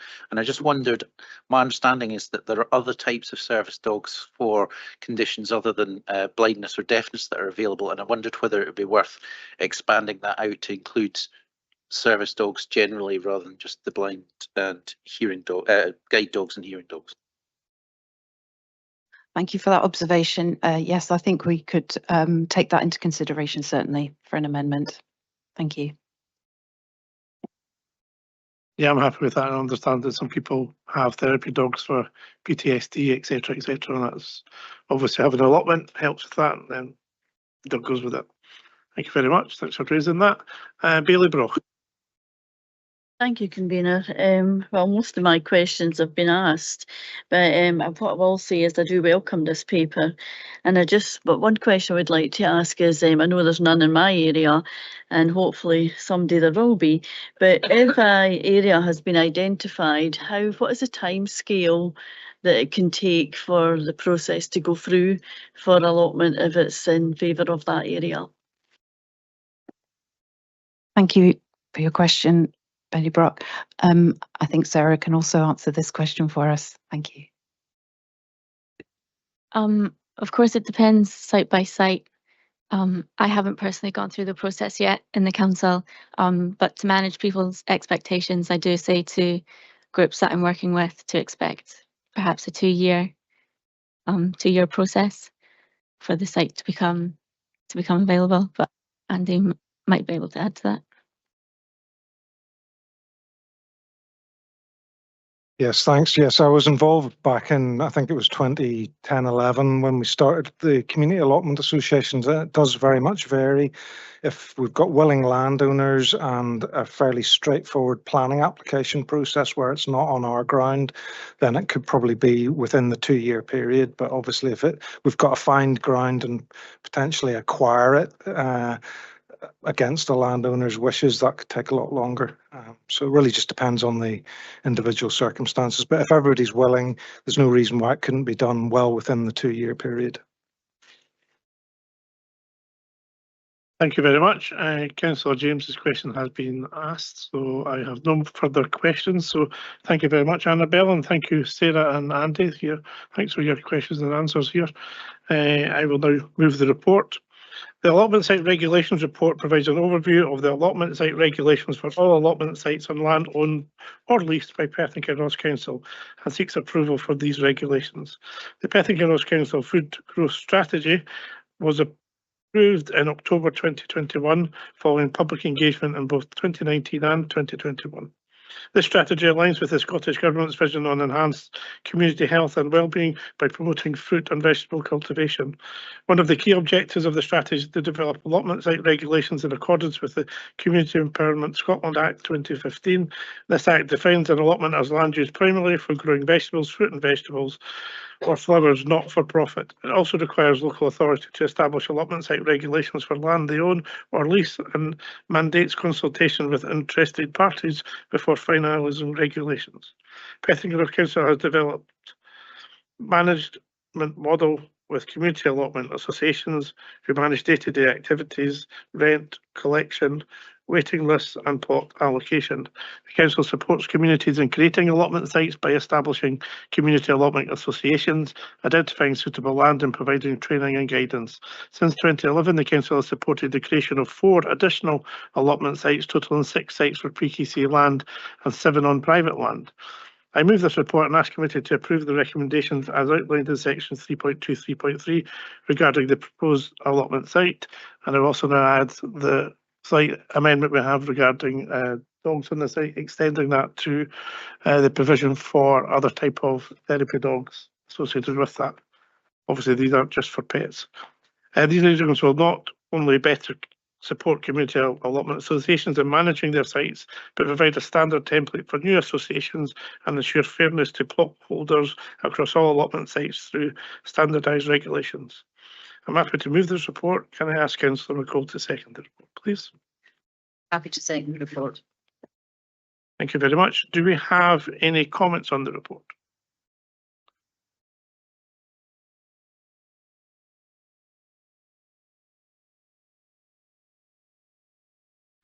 Councillor Welsh.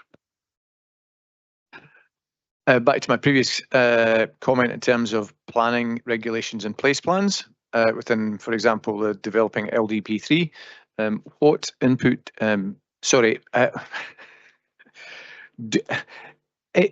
My comment is within LDP3, it would be helpful to ensure that provision of allotments as part of those discussions and ongoing LDP development is helpful. Thank you.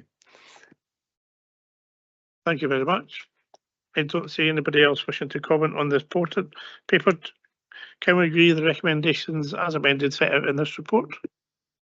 Agreed. Thank you very much. That brings us to the end of minutes on the agenda. Can I thank everyone for your attendance today and for all your contributions, and I formally close the meeting. Thank you.